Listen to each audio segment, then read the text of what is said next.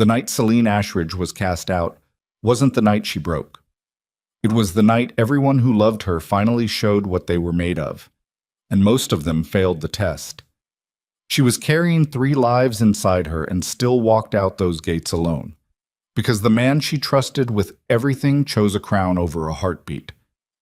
If you've ever loved someone who decided power mattered more than you already know how this story ends. Stay until the last second. Drop your city in the comments. Hit that like button and let's begin. The coronation fires burned all the way to the tree line. Celine could see them from the high window of the Luna's chamber. 12 great braziers ringing the outer courtyard of Blackthorn Keep, their flames fat and orange against the October dark, throwing light across the faces of 10,000 wolves who had come to watch Theron Blackthorn receive the Iron Crown. The drums had been going since nightfall, low, steady, patient, the kind of rhythm that didn't celebrate so much as an ounce. This is the order of things now. This is how it will be. She pressed one palm flat against the cold glass and felt the babies move.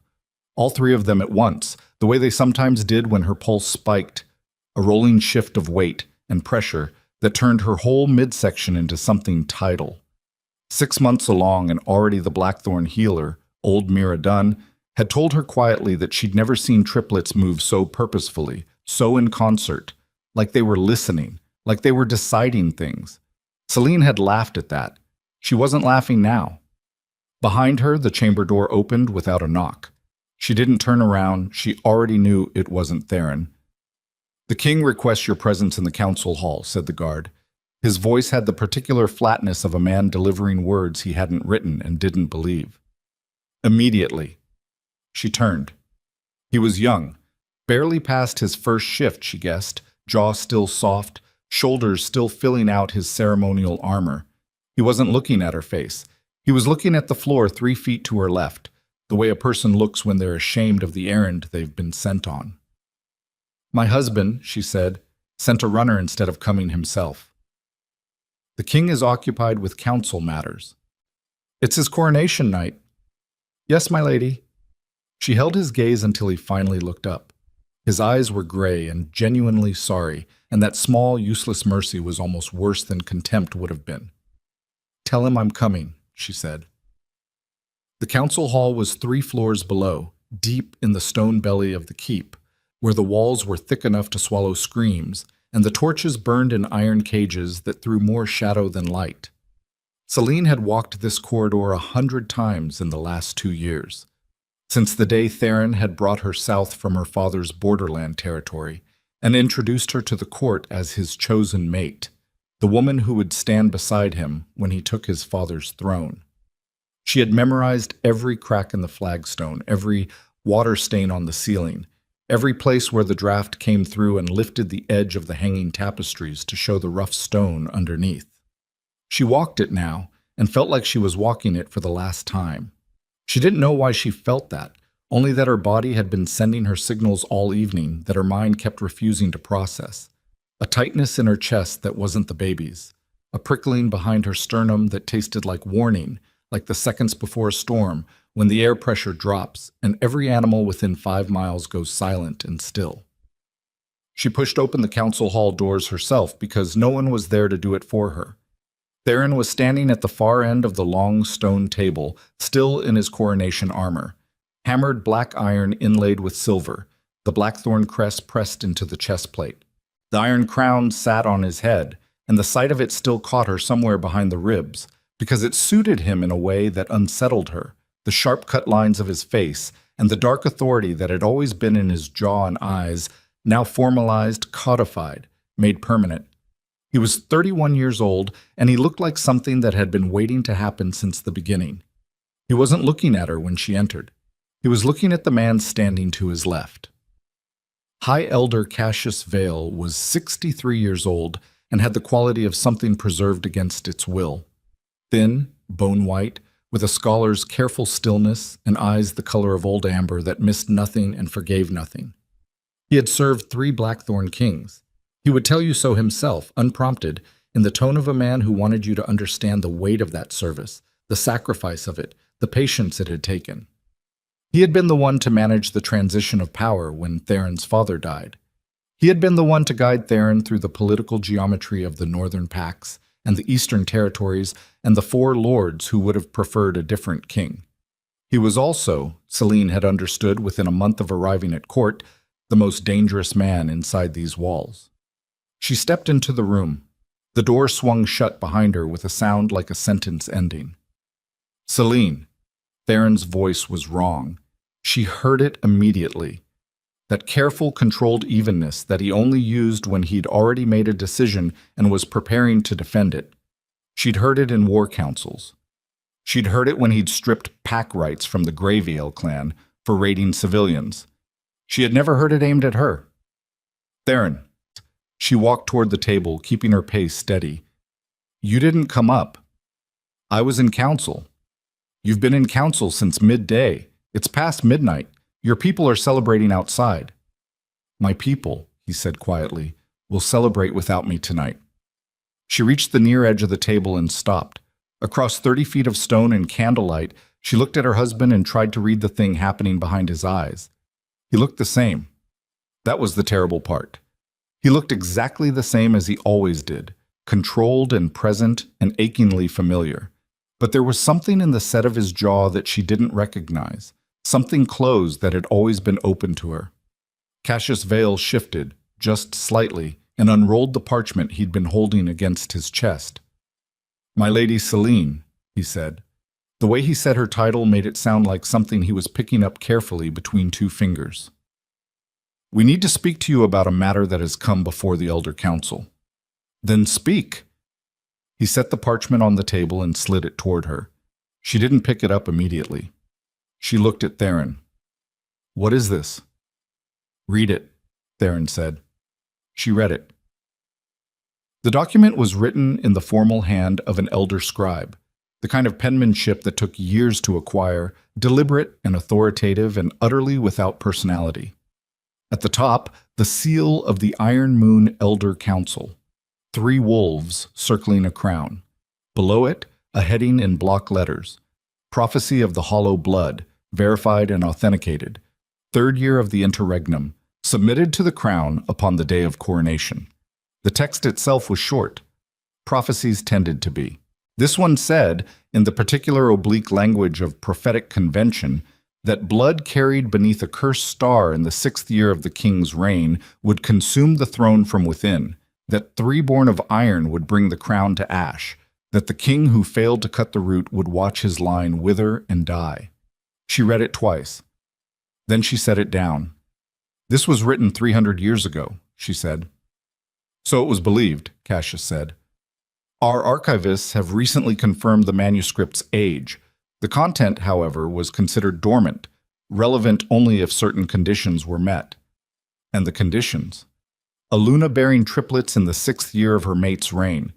Triplets whose first awakened abilities show characteristics outside the normal spectrum of alpha inheritance. He paused. As yours apparently do. The room was very still.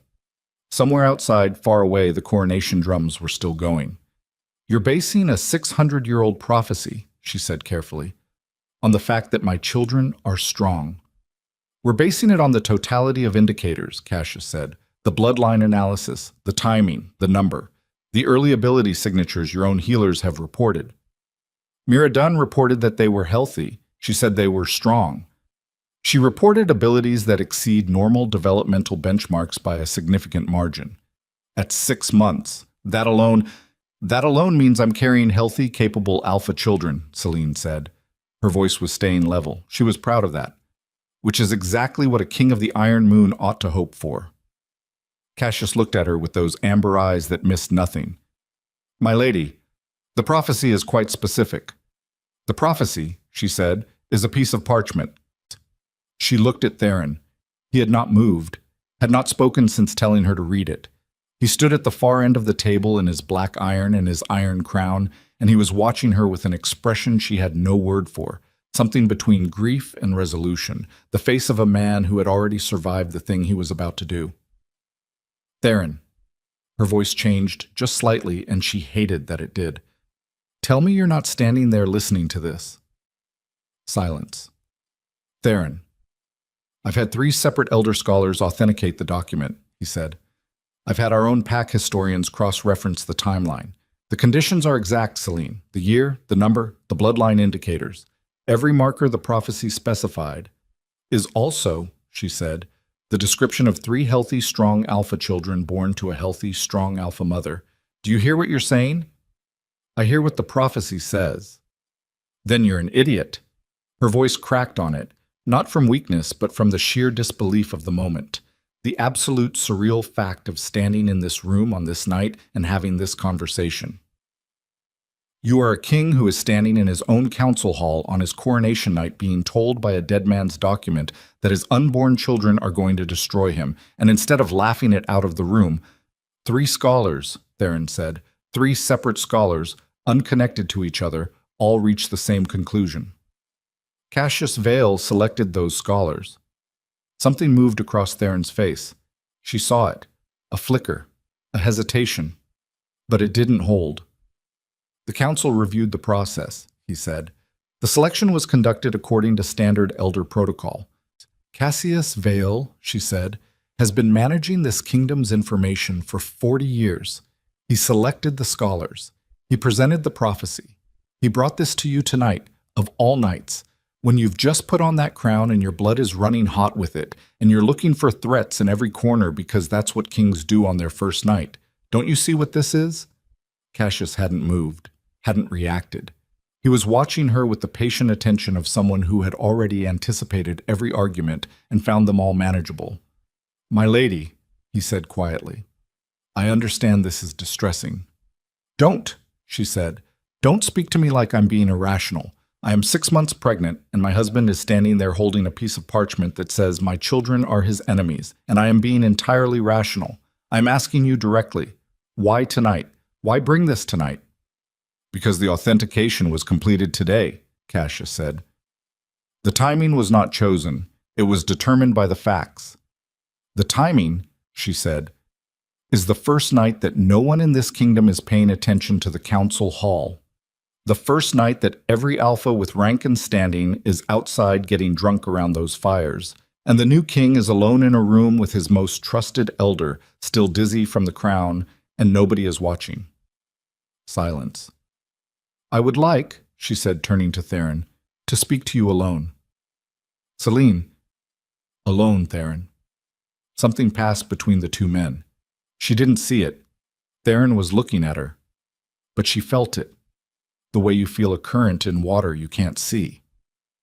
Then Cassius gathered his parchment with a scholar's precise movements, inclined his head, and withdrew. The door closed. For a long moment, neither of them moved. The torches breathed. The drums continued their patient announcement outside. Celine stood at one end of the table, and Theron stood at the other, and the distance between them, 30 feet of cold stone, felt like something that was actively growing. Say it, she said. Whatever decision you've already made, say it to me directly. Theron closed his eyes briefly. When he opened them, the thing she hadn't been able to name before had resolved into something she recognized. Grief. Pure and fully formed and already past the point where it could have been stopped. I can't risk it, he said. The words landed like a physical thing. I can't risk this kingdom, he said, on the chance that the prophecy is wrong. And you can't risk this throne, she said. Say that part too. His jaw tightened. That's not... It's exactly what it is, Theron. The throne you just took. The crown that's sitting on your head right now. The thing you've been working toward for 15 years. You have it now, and someone walked in and told you it might be taken from you by your own children, and you believed them because believing them is easier than believing in us. That's not fair. No, she said. It isn't. What you're about to do isn't fair either, so we can agree on that much. He came around the side of the table then, moving toward her, and she stood her ground. He stopped 6 feet away. In the torchlight, he looked exhausted beneath the armor, like the coronation had cost him something physical. His eyes were dark and very tired, and he smelled like iron and candle smoke, and the particular scent that was only his, that she'd known since the first week she'd met him, that she'd been falling asleep next to for 2 years. I'm not going to execute you, he said. The words fell into silence. Well, she said after a moment, good of you. I've argued against. He stopped, pushed through it. There are members of the council who have suggested more permanent measures. I refused. I will not, I will never, but you'll what instead? Her voice had gone very quiet. Theron, what will you do instead? Exile, he said, beyond the cursed frontier, the wildlands. You'll be given provisions, 2 guards of your choosing from your personal detail, and safe passage to the border.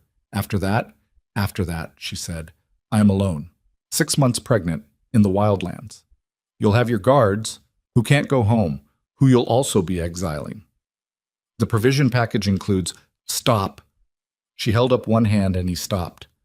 Her hand was steady. She was surprised to find that it was steady. Stop listing what you're giving me. I need you to hear what you're taking. He was quiet.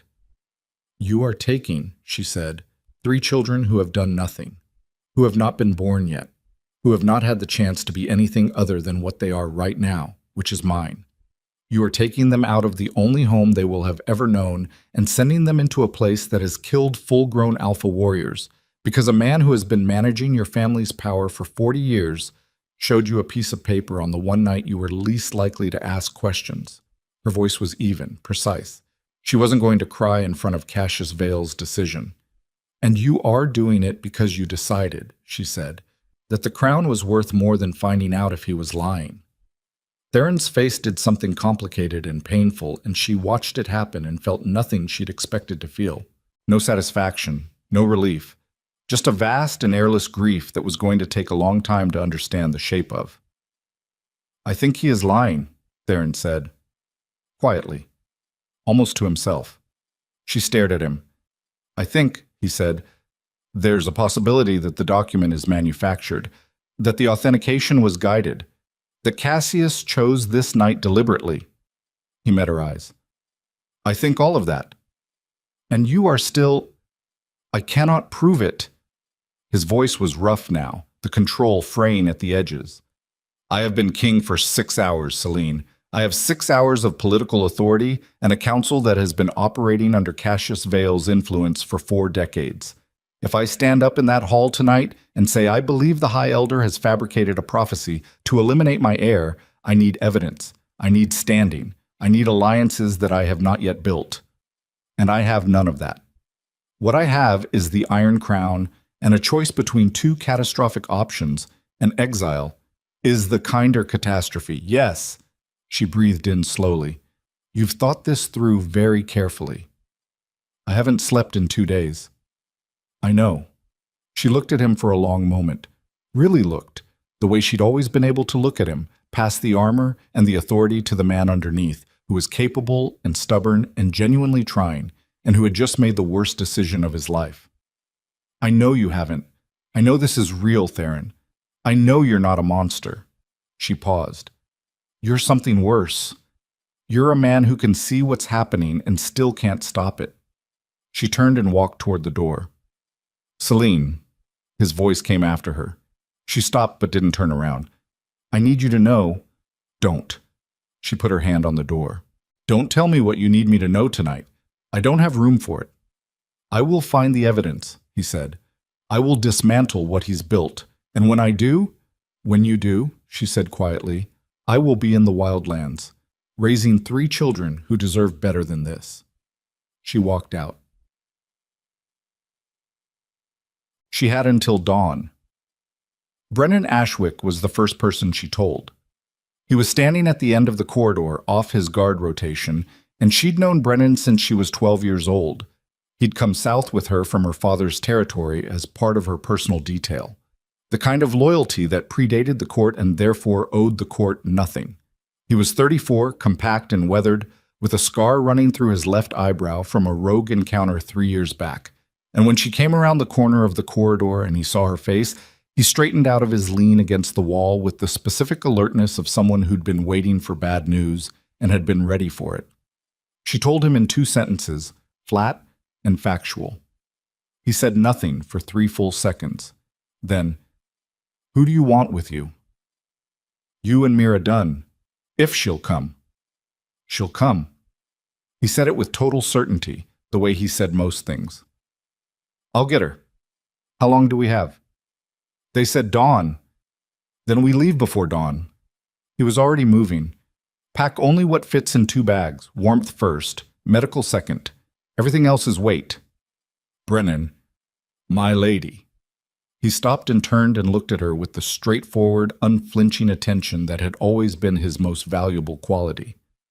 "I've been standing in a hallway in ceremonial armor, waiting to find out what this night was going to do to you since about 9 o'clock.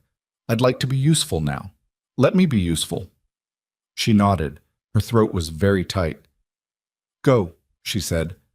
"I'll meet you at the postern gate."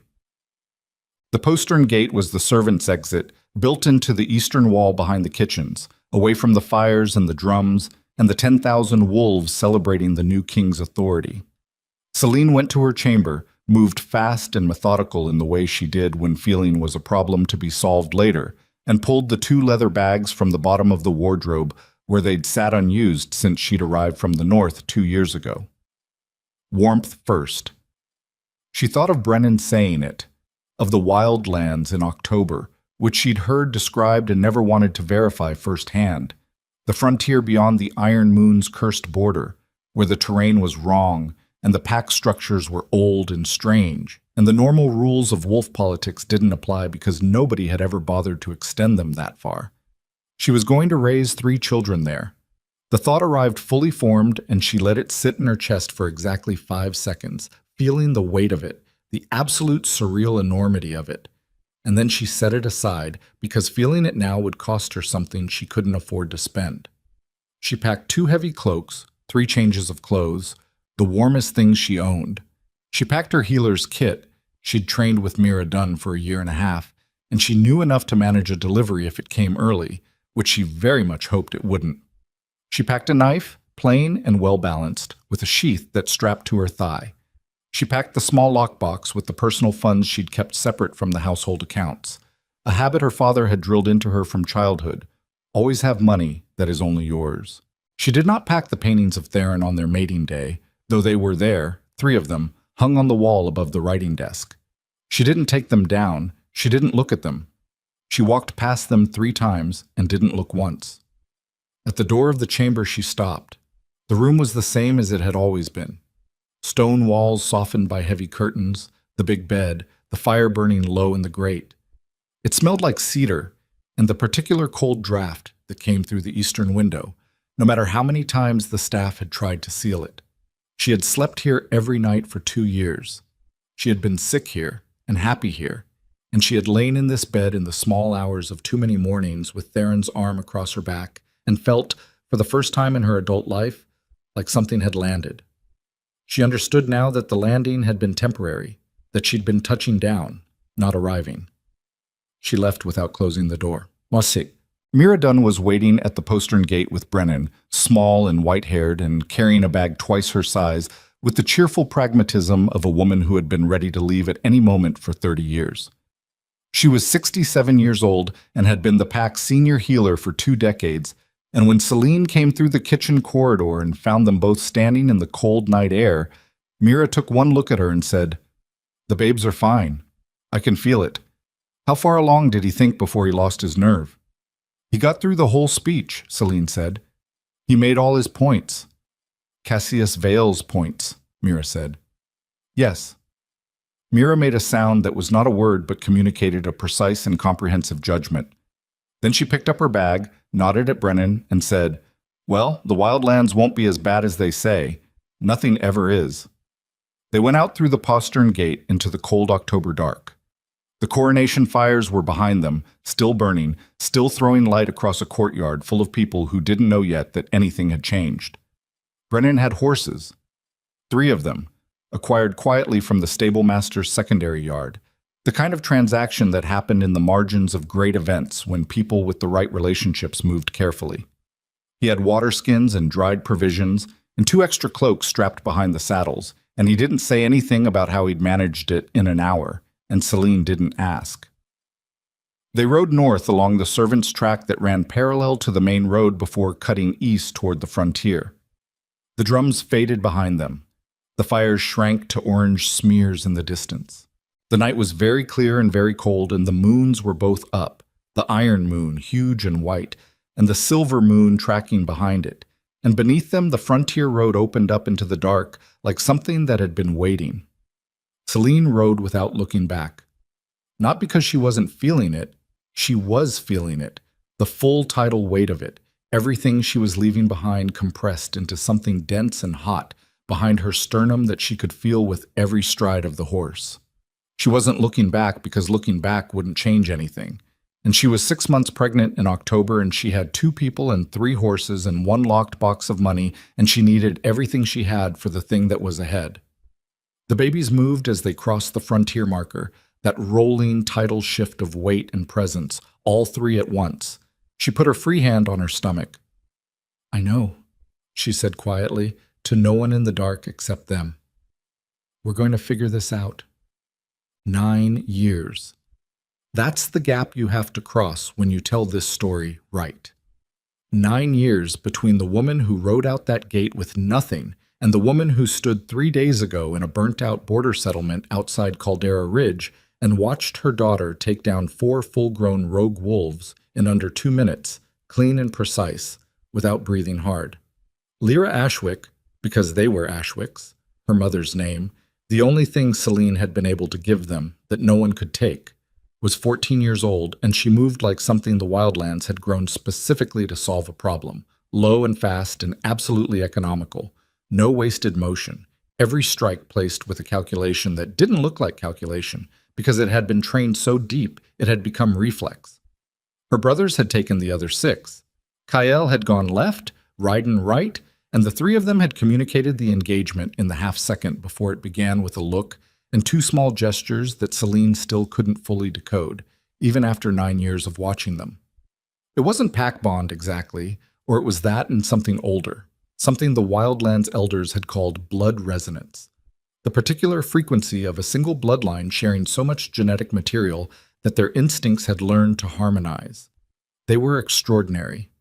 Celine had understood that by the time they were 2 years old, and she'd spent the next 12 years making sure extraordinary didn't get them killed.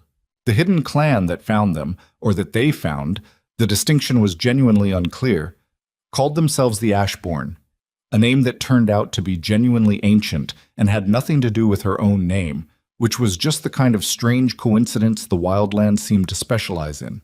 They were an alpha clan that had removed itself from royal politics somewhere around 2 centuries ago, for reasons their elder council described in terms that translated roughly to, "We watched 3 different kings do 3 different catastrophic things and decided we didn't need to be involved." They lived in the deep territory, past the cursed frontier markers, in settlements that looked abandoned from the air and weren't. They had their own laws, their own healers, their own fighting traditions, and their own assessment of who was worth teaching. They had looked at Celine's 3 children and made their assessment. What the children had learned in 9 years with the Ashbourne was not the formal martial tradition of the Iron Moon Academy. It wasn't the court-standardized pack combat system or the elder-approved alpha management curriculum. It was something older and less legible, a set of skills built around surviving in places where the environment was actively hostile, and the nearest backup was a day's ride away.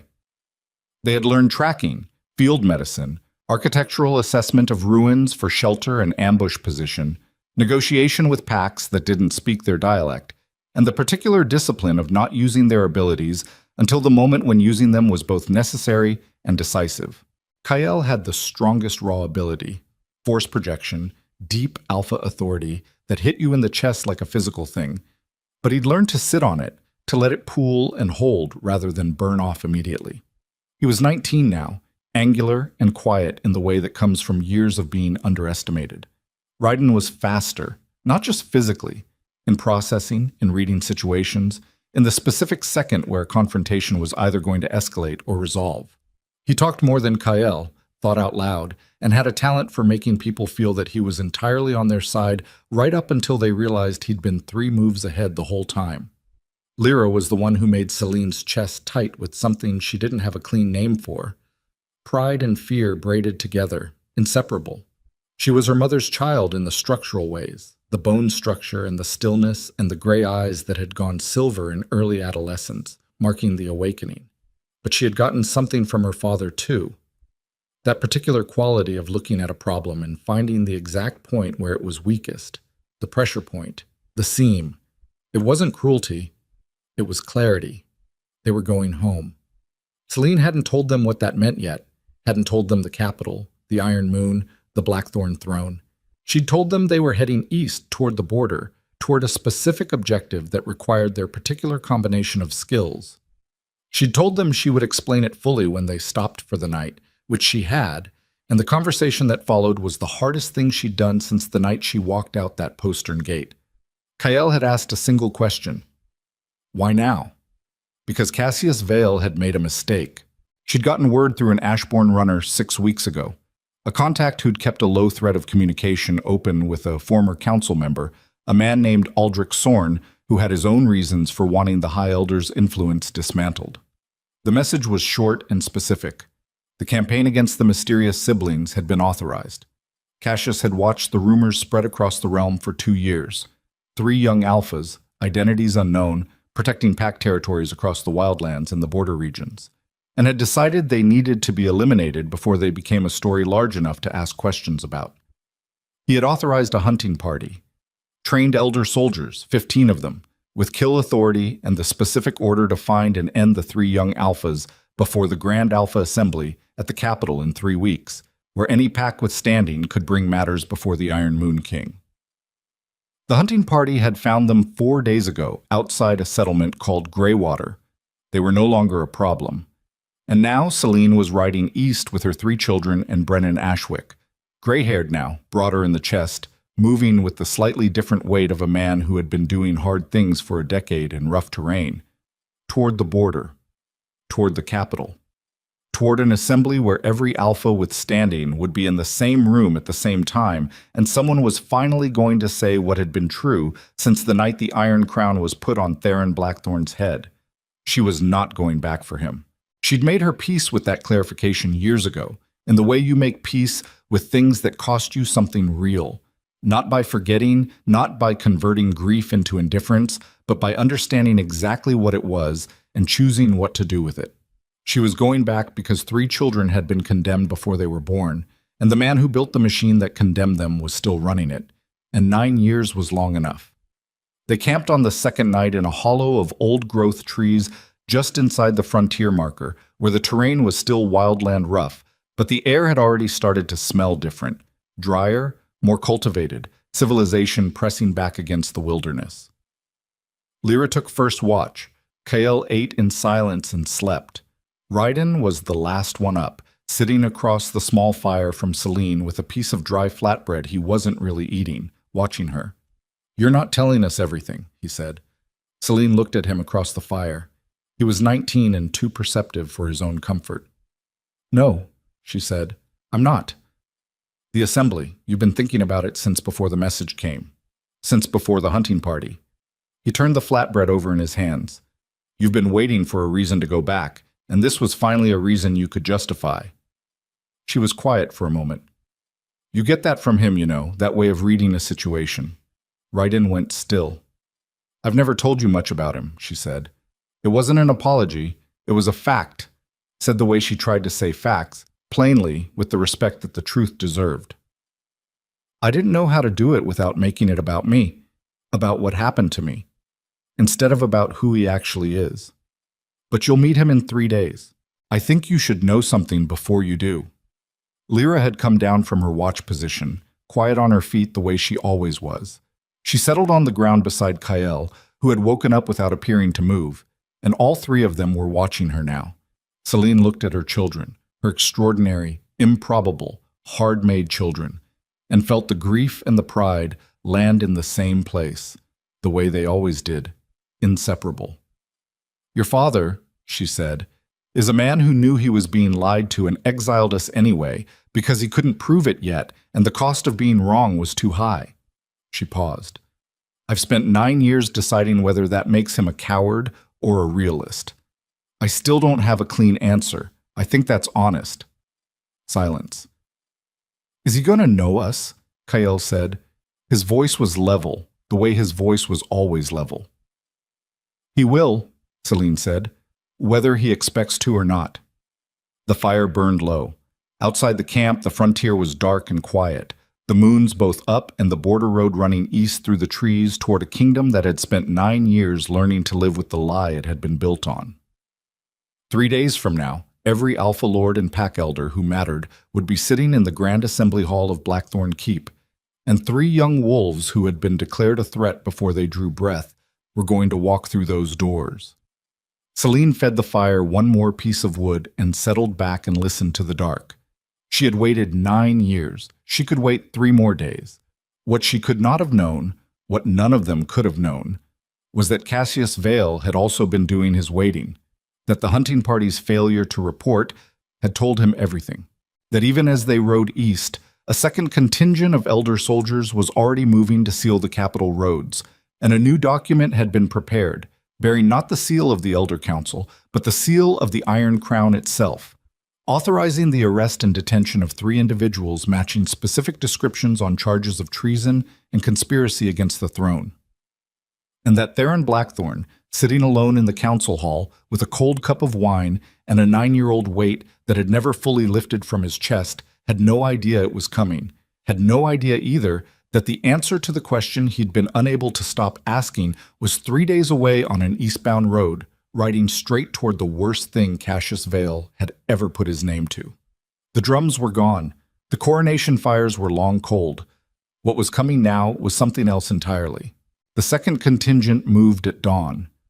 Celine felt them before she heard them, a shift in the tree line pressure, the particular silence that falls when animals go still because something wrong is moving through.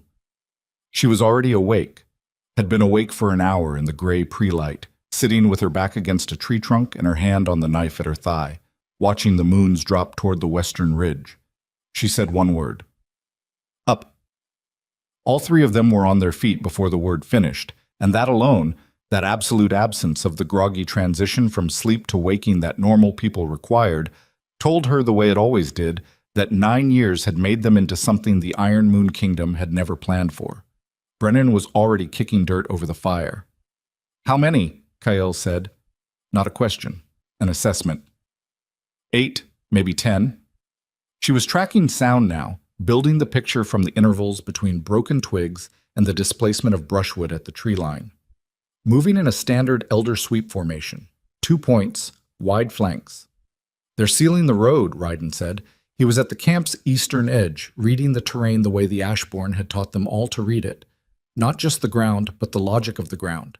The way elevation and cover and approach angle told a story about what someone was trying to accomplish.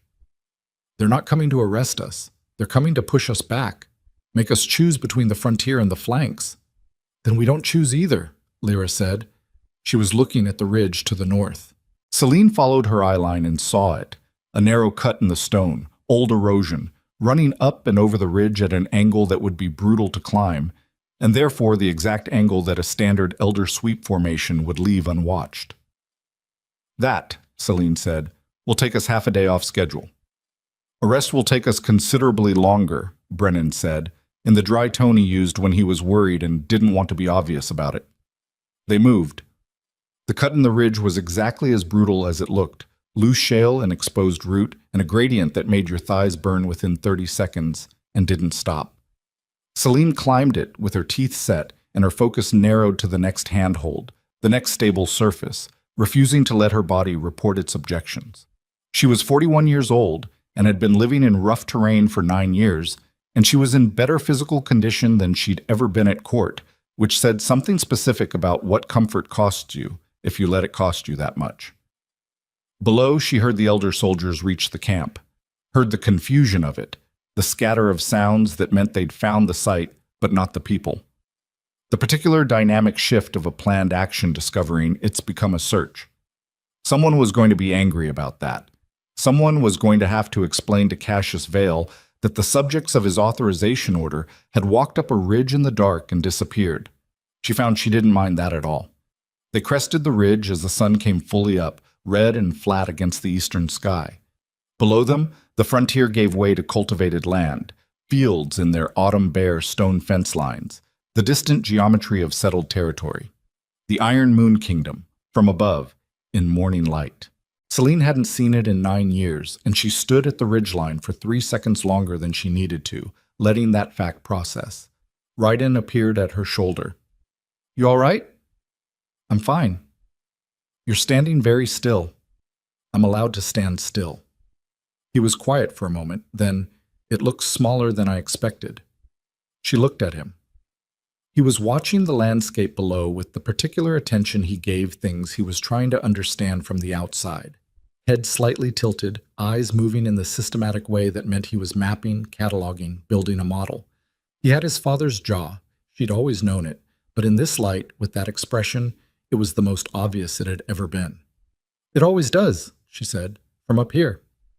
They came down the eastern face of the ridge by mid-morning and picked up a secondary road that ran parallel to the main capital route, used by trading carts and harvest wagons and people who had reasons to avoid tolls or official checkpoints. The kind of road that predated the kingdom's formal infrastructure by 2 centuries and would outlast it by 2 more. Brennan knew it, had traveled it with her when they'd first gone north from the capital, back when going north was exile and not strategy. The difference between those two things, Celine had decided somewhere around year 4 in the Wildlands, was entirely a function of what you intended to do when you came back.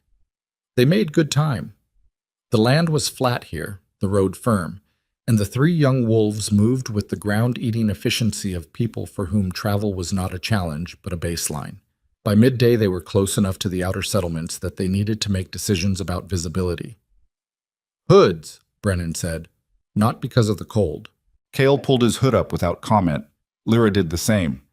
Ryden left his down for exactly 5 seconds longer than necessary, looking around at the settlement they were passing through. Stone buildings, market stalls, 3 children chasing something across a dirt square, with the expression of someone encountering a museum exhibit about a place they'd only read about. "Ryden," Celine said. He pulled his hood up.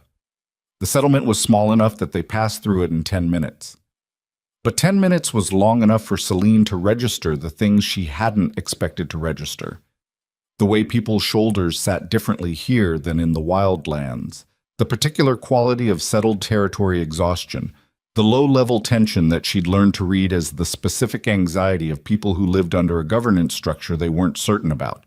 It wasn't fear exactly. It was the held-breath quality of a population waiting to see what the next policy would be. Cassius Vale had been managing this kingdom for 9 years. She wondered what that management had cost its people, in the aggregate. She thought she was starting to see it. That night they camped off-road in a hollow, behind a derelict grain storage building, close enough to the capital that Celine could see, on clear high ground, the distant silhouette of Blackthorn Keep against the night sky. The towers. The particular configuration of the outer wall. The place where the coronation fires had burned 9 years ago, cold now, dark, just stone. She looked at it for a long time. Cale sat down beside her. He didn't say anything. He was the quietest of the 3 in the way that sometimes made people mistake him for reserved, which was a mistake.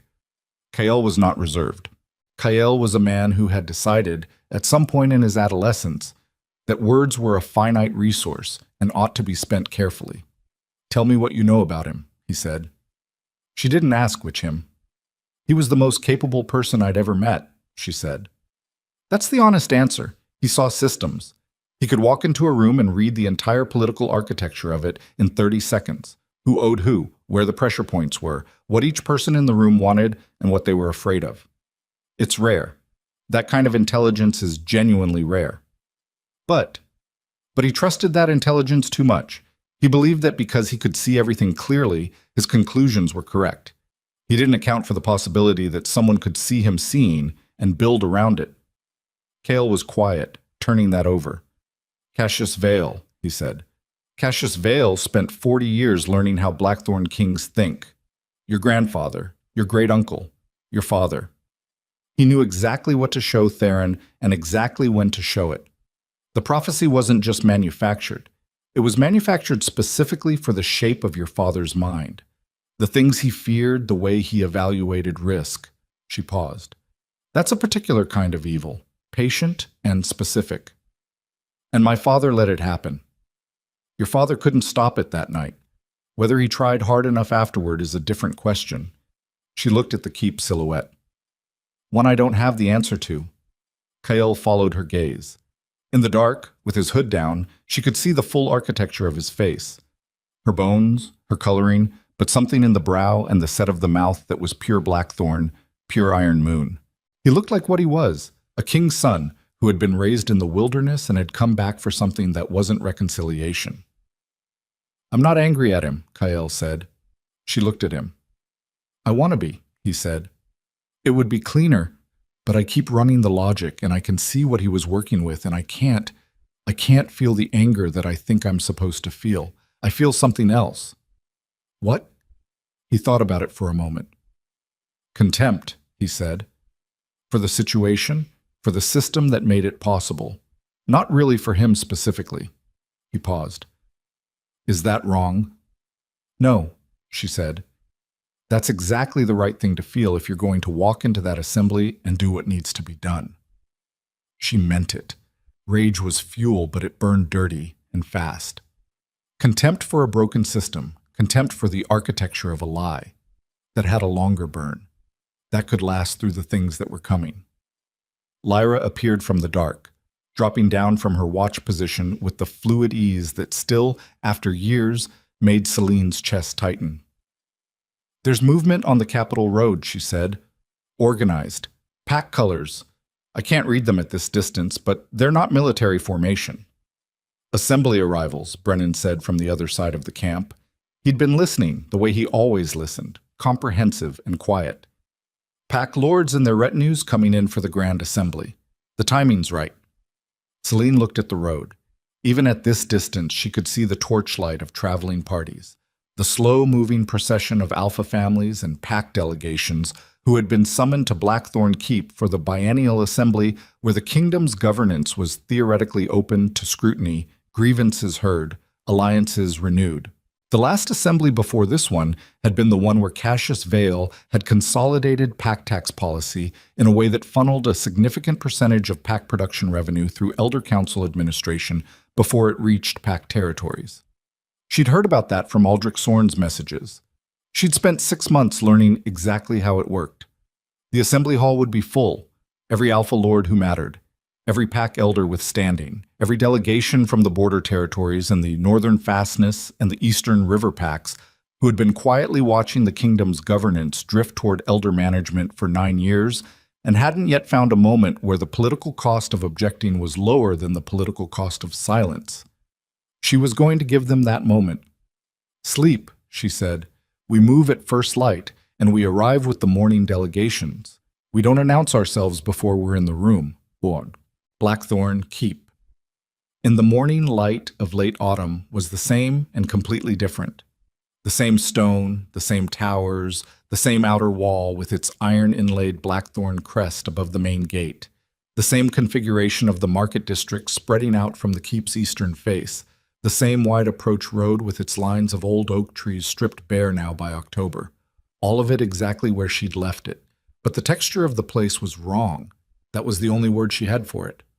The market had a cautious quality. Vendors arranged their stalls with the efficiency of people who'd learned that drawing attention was a risk. The guards at the outer gate were more numerous than she remembered and carried themselves with the particular posture of men whose authority had recently been upgraded, or whose oversight had recently intensified. The people moving through the approach road toward the assembly entrance gave the guards a specific amount of space, not the casual circumnavigation of people accustomed to their presence, but the careful, calibrated distance of people who had learned what that presence meant. Celine walked through it and cataloged everything and said nothing. They joined the back of the assembly delegation queue at the main entrance, a long, slow-moving line of pack representatives, their guards, their heralds with pack sigils on their tabards, all filing through the identification checkpoint that the Elder Council had apparently implemented sometime in the last 3 years. Another Sorn detail she'd received, another small reconfiguration of a system that used to be more open. Brennan handled the checkpoint. He had documentation, Ashbourne forged, impeccable, identifying them as a border delegation from a small eastern pack territory, which was technically true in the sense that they had, in fact, been residing in that area. The elder checkpoint guard looked at the documentation, looked at their faces without really seeing them, 5 people of varying ages in good quality but not ostentatious frontier clothing, entirely unremarkable in the context of 100 such delegations filing past, and waved them through. Inside the outer courtyard, the assembly flow split them naturally into smaller streams moving toward the great hall. Celine kept the 3 close, not conspicuously close, not the bunched-up proximity of people who were nervous, but the easy, natural spacing of a family unit that had long ago stopped needing to think about coordinating with each other, which was exactly what they were. Ryden was looking at everything. She could see him doing it, that systematic cataloging, pulling in information the way he always did when he entered a new operational environment. His hood was up, his face was neutral, but his eyes were absolutely alive. "The guard rotation changed 3 years ago," he said quietly, falling into step beside her. "These aren't standard pack soldiers. The crest on the shoulder armor, that's an Elder Council insignia, not Iron Moon Royal." "I know." "He replaced the Royal Guard with Elder soldiers." "Cassius did, through administrative restructuring. Theron may not have—" She stopped, started again. "Theron signed the administrative orders. Whether he read them carefully enough to understand what he was signing is a question I can't answer." Ryden absorbed that, didn't comment on it, which was its own comment. The Great Hall of Blackthorn Keep was the largest interior space Celine had ever been in. High vaulted ceiling, stone pillars running the length of it, the Iron Moon crest carved into the far wall above the dais, where the king's seat sat. She had attended 2 assemblies here in the years before the exile. She remembered the particular quality of sound the hall had when it was full, how the acoustics gathered conversation from every corner and processed it into a low, resonant current that you felt as much as heard. The hall was filling now, packed delegations claiming their floor space, their traditional positions, the elaborate territorial etiquette of alpha politics playing out in who stood where and who acknowledged whom and how. Celine read it fluently. 9 years in the wildlands hadn't erased the court education she'd been given. It had just given her a different frame to put it in.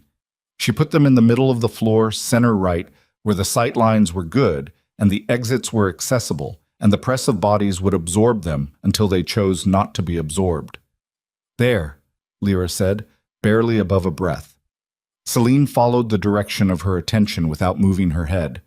On the far left, near the pillars, 4 elder soldiers were moving through the crowd in a configuration she recognized. Not random circulation, but a systematic sweep.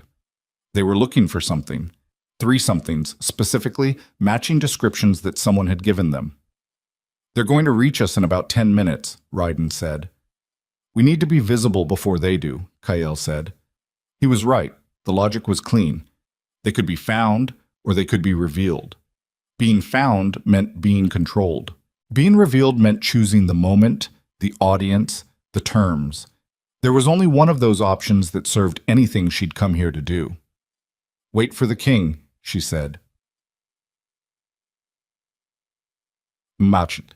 Theron Blackthorn entered the assembly hall through the east door, which was the formal entrance, which meant he was preceded by 2 heralds and flanked by 8 guards.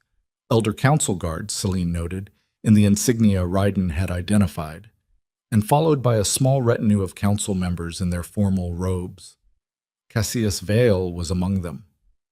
She saw him before she saw Theron, and she noted the scene of him, the way her body registered his presence before her mind fully processed it, a tightening across her shoulders, a particular cold clarity, the narrowing of perception that the Ashborn called battle focus and that she had learned over 9 years to recognize as useful. She let it happen, let it settle into place without fighting it. Then she looked at Theron. He was 50 years old, 41 when she'd left, and 9 years had done to him what 9 years of hard governance did to any person who took it seriously. Carved the face down to its essential structure, put weight in the brow and the jaw, made the eyes quieter and more permanent. He was still the most physically present person in any room he entered. She had always known that about him, the particular alpha authority that wasn't performance. That was just his base frequency, the thing that happened when he stood somewhere and paid attention to it. He sat in the king's seat, and the hall quieted. Celine watched him scan the room, the systematic sweep of an alpha lord reading his territory. and felt, for the first time since she'd ridden east, something she hadn't prepared for. Not grief exactly, not anger. Something more precise and more useless: recognition. The feeling of seeing something that had once been yours and understanding that the category it occupies now is simply real. She looked away before his scan reached their position. Cassius stepped forward to open the assembly. He did it with the practiced ease of a man who had been performing this function for decades, the particular authority of someone who had become so embedded in a ceremonial role that the ceremony itself had started to need him. Lords of the Iron Moon Pacts, elders of the assembly territories, recognized delegations. His voice carried cleanly. Good acoustics for him, as for everything. The Grand Alpha Assembly of the 9th year of King Theron Blackthorn's reign is now convened. All matters before the assembly will be addressed in order of submission. The first matter— "I have a matter," Celine said. She said it at normal volume. In a space that large, with that many people, normal volume wasn't enough to carry, except that she'd chosen a position where the acoustics would do the work, where the stone pillars and the vault would pick up her voice and distribute it without her needing to shout, which meant it arrived everywhere at once, from no particular direction, and the room had a moment of confusion about where it had come from before every head turned and found her. Cassius stopped. She didn't move, didn't reach for her hood, stood in the middle of the floor and let the room look at her. She heard it when people started to recognize her. Not all at once. It rippled, the way recognition ripples through a crowd, from the nearest people outward, and she could track it by the changes in the ambient sound, the gaps, the sudden redirections of conversation. From the dais, Theron had gone absolutely still. "This assembly," Cassius said, his voice measured and controlled, "has a formal submission process. Unregistered." "I'm submitting now," Celine said. "Before witnesses. Every pack lord and elder in this room is a witness. That's the provision that's been in the Assembly Charter since before your appointment, Elder Vale. Article 14. Any Alpha citizen may submit an emergency matter before a sitting assembly in the presence of their peers, pending the king's recognition." She paused. "Does the king recognize my standing?" Every eye in the room went to Theron. He was looking at her, just looking in the way he had always looked at things he was processing, fully, without blinking, like his attention was a physical thing being applied. His face was unreadable. She had once been able to read it, and she found she still could, a little, beneath the control. The tightening around the eyes that meant he was managing something significant, the very slight tension in the jaw. He recognized her. She'd known he would. She'd never doubted that part. What she hadn't known, what she'd spent 9 years not knowing, was what he would do with the recognition. Cassius turned to the dais. She saw the movement, the precise, controlled pivot of a man shifting his attention to where the decision was being made, applying the same patient pressure he had been applying for 40 years in the same room to the same family. "Your Majesty," Cassius said, quietly, the kind of quiet that was a message. "The submission is irregular. Security concerns require—" "She's a Luna," said someone in the crowd. It wasn't loud, but it was clear, and it landed in a silence that had become receptive to it. And for 3 seconds after it was said, the assembly hall of Blackthorn Keep held a particular kind of collective held breath that Celine recognized as the moment before things reorganized. "She's the Luna," said someone else, from the opposite side of the room. Theron stood up, not dramatically. He stood the way he always stood, with the easy, total authority of a man for whom standing up was not a performance but simply the most efficient response to a situation requiring it. He came down the 2 steps from the dais to the floor, and the guards who started to move with him were stopped by a single raised hand, and he crossed the floor toward her. The crowd parted. Not because anyone told them to, because when Theron Blackthorn moved through a space with intention, the space reorganized itself around him, and 9 years hadn't changed that. He stopped 6 feet away. Up close, in the full morning light of the assembly hall, she could see things the distance had hidden. He looked tired, in the way that 9 years of knowing you'd made a catastrophic error would make anyone tired. Not physically diminished, but carrying something that had a weight to it. His eyes were the same dark brown she had spent 2 years falling asleep next to, and they were doing something complicated now that she didn't have the time or the inclination to fully decode. "Celine," he said. "Theron." The room was so quiet she could hear the torches. "You've—" He stopped, started again, and she recognized the restart, the same tell he'd always had when he was correcting himself mid-thought. "You came back. I told you I'd be in the wildlands," she said, "raising 3 children who deserved better than this. That part's done." She held his gaze. "Now I'm here for the other part." Something moved across his face. Grief, she thought. The particular grief of a man who has been living next to a wound for 9 years and has just been shown the full dimensions of it. "I know," he said, quietly, just to her. "I know what happened, to the hunting parties." "Good. That wasn't my order." "I know it wasn't." She kept her voice level. "That's actually the problem. Cassius Vale has been issuing orders in this kingdom for 9 years with your seal on them, and you have been too focused on proving the prophecy wrong to notice what he was doing with your authority while you were looking the other way." His jaw tightened. "This is not a conversation for the middle of—" "It is exactly a conversation for the middle of this hall," she said. "That's why I came in through the front door." He looked at her for another long moment. Then he turned, and for the first time since she'd entered the room, he looked at the 3 people standing behind her. She watched it happen, watched him take them in, one at a time, with the systematic attention of a man who processed visual information the way other people processed text. Kyle, who met his eyes directly without flinching, with the particular quality of a man who has nothing to prove and knows it. Ryden, who was watching him the way he watched everything, cataloging, building a model. Lyra, who looked back with her silver eyes and her mother's bone structure and something in the jaw that was unmistakably, undeniably Blackthorn.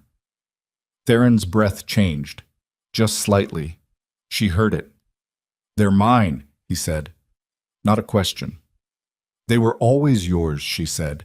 "You just forgot that when it mattered."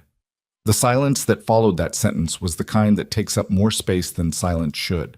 It pressed into every corner of the assembly hall, and Celine was aware, peripherally, of 300 Alpha Lords and Pack Elders and assembly delegates standing in it, not moving, barely breathing, understanding that they were witnessing something that was going to be described in Pack histories for a generation. Then Cassius Vale said from behind Theron, "Your Majesty, I must advise—" "You've advised enough." Theron said it without turning around. His voice was very quiet and very final, and it had the specific quality of a man who has just arrived at a line he has been approaching for 9 years and has now crossed it without looking back. Cassius went still. Theron looked at Celine and then at his children, and for a moment his face did something she hadn't seen it do in 9 years. Something unguarded, something that slipped through the control and the governance and the long weight of the choices he'd made. Something that was just a man standing in front of the specific consequence of his worst decision. "What do you need?" he said. "Not what do you want. Not what would you like. What do you need?" She noticed the word. She filed it. "The floor," she said, and every Pack Lord in this room paying attention. He nodded once, stepped aside. She turned to face the assembly, and from the crowd, from the packed floor of Alpha Lords and Pack Elders who had been watching all of this in the particular rigid stillness of people, understanding that something historic was happening and they were standing inside it, she heard a sound she hadn't planned on. Not applause, nothing so simple. More like a collective exhale. The sound of a room full of people breathing out something they'd been holding for a long time. She had 300 witnesses. She had the floor. She had 9 years of evidence and a manufactured prophecy and a high elder who was standing 12 feet away with 40 years of political architecture about to come down on his head. She opened her mouth to begin. And Kyle said, very quietly, from directly behind her left shoulder, "Mother." She heard it in his voice immediately. The shift, the calibration, the specific tone he used when he had identified something that needed to be said before anything else. She turned. He wasn't looking at her. He was looking past her, at the far side of the hall, where the eastern entrance had opened again. Not the formal entrance Theron had used, but the secondary door, the one that connected to the inner council chambers. 4 elder soldiers came through it, then 8, then 12, spreading in the trained formation of people who had been waiting for a signal and had just received it. The signal being, presumably, that the subjects of the arrest order had been located and were currently standing in the center of the assembly hall with nowhere to go. Cassius Vale had given no visible signal. He didn't need to. He'd had 40 years to build systems that operated on his behalf without requiring him to move. The soldiers stopped at the edge of the crowd, which had reorganized itself with the instinctive efficiency of 300 alphas simultaneously understanding that the social geography of the room had just changed. An alpha crowd under threat is not a human crowd under threat. It doesn't panic. It calculates. The lead elder soldier, young, tense, holding his authority with the particular grip of someone who knew the order he was carrying was going to be controversial, said, loudly enough for the room, "By Elder Council authority, in the matter of unauthorized assembly and conspiracy against the Iron Crown, I am ordered to detain Elder Council authority," said Theron. He said it in the tone that ended sentences. The soldier stopped. Theron turned fully to face Cassius Vale. He turned the way he crossed floors, with intention, with the total physical attention of a man who had decided that something in front of him required his complete weight. "Elder Vale," he said, "did you authorize an arrest order using my seal?" The room was absolutely silent, not the held-breath silence of before. Something harder, something with an edge to it.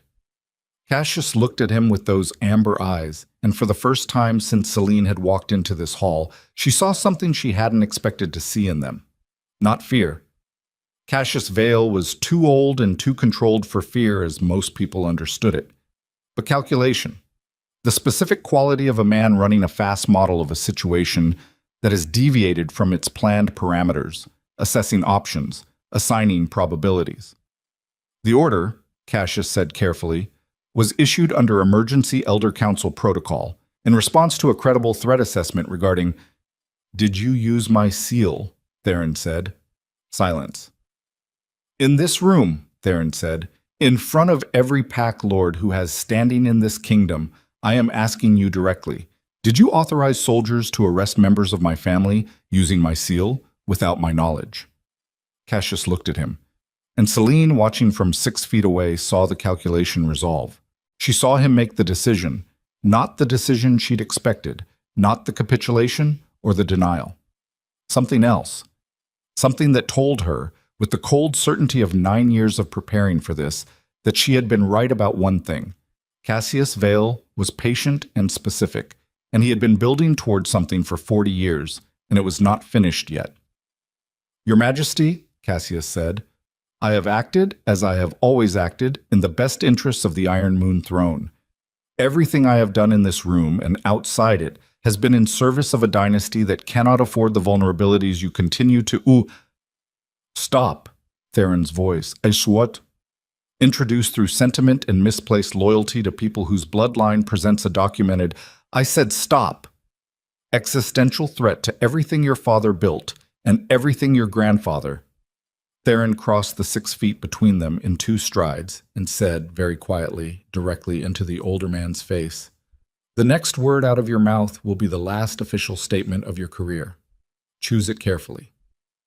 The room held. Cassius looked at him, and then, with the patience of a man who has been waiting 40 years for a specific contingency to arise, he looked past Theron at the elder soldiers still arrayed at the room's eastern edge, and he said quietly, to no one in particular, "Detain them, all of them, the king included."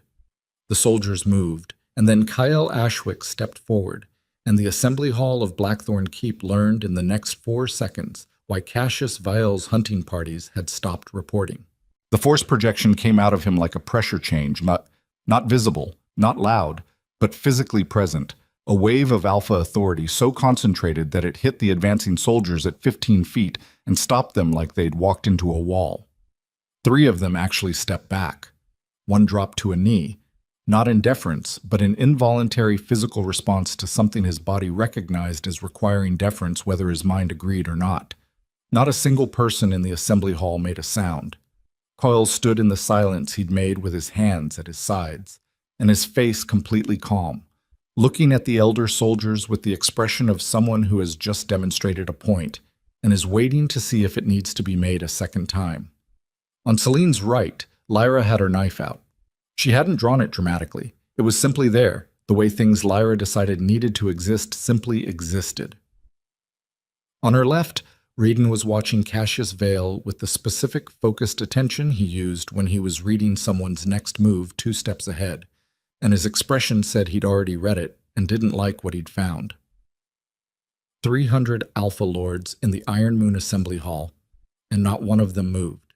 Into that silence, from the dais end of the room, one of the Elder Pack Lords, but she didn't know his face, but his crest was Greywater, Northern Territory, Old Blood, said, "I think Elder Vale should answer the king's question."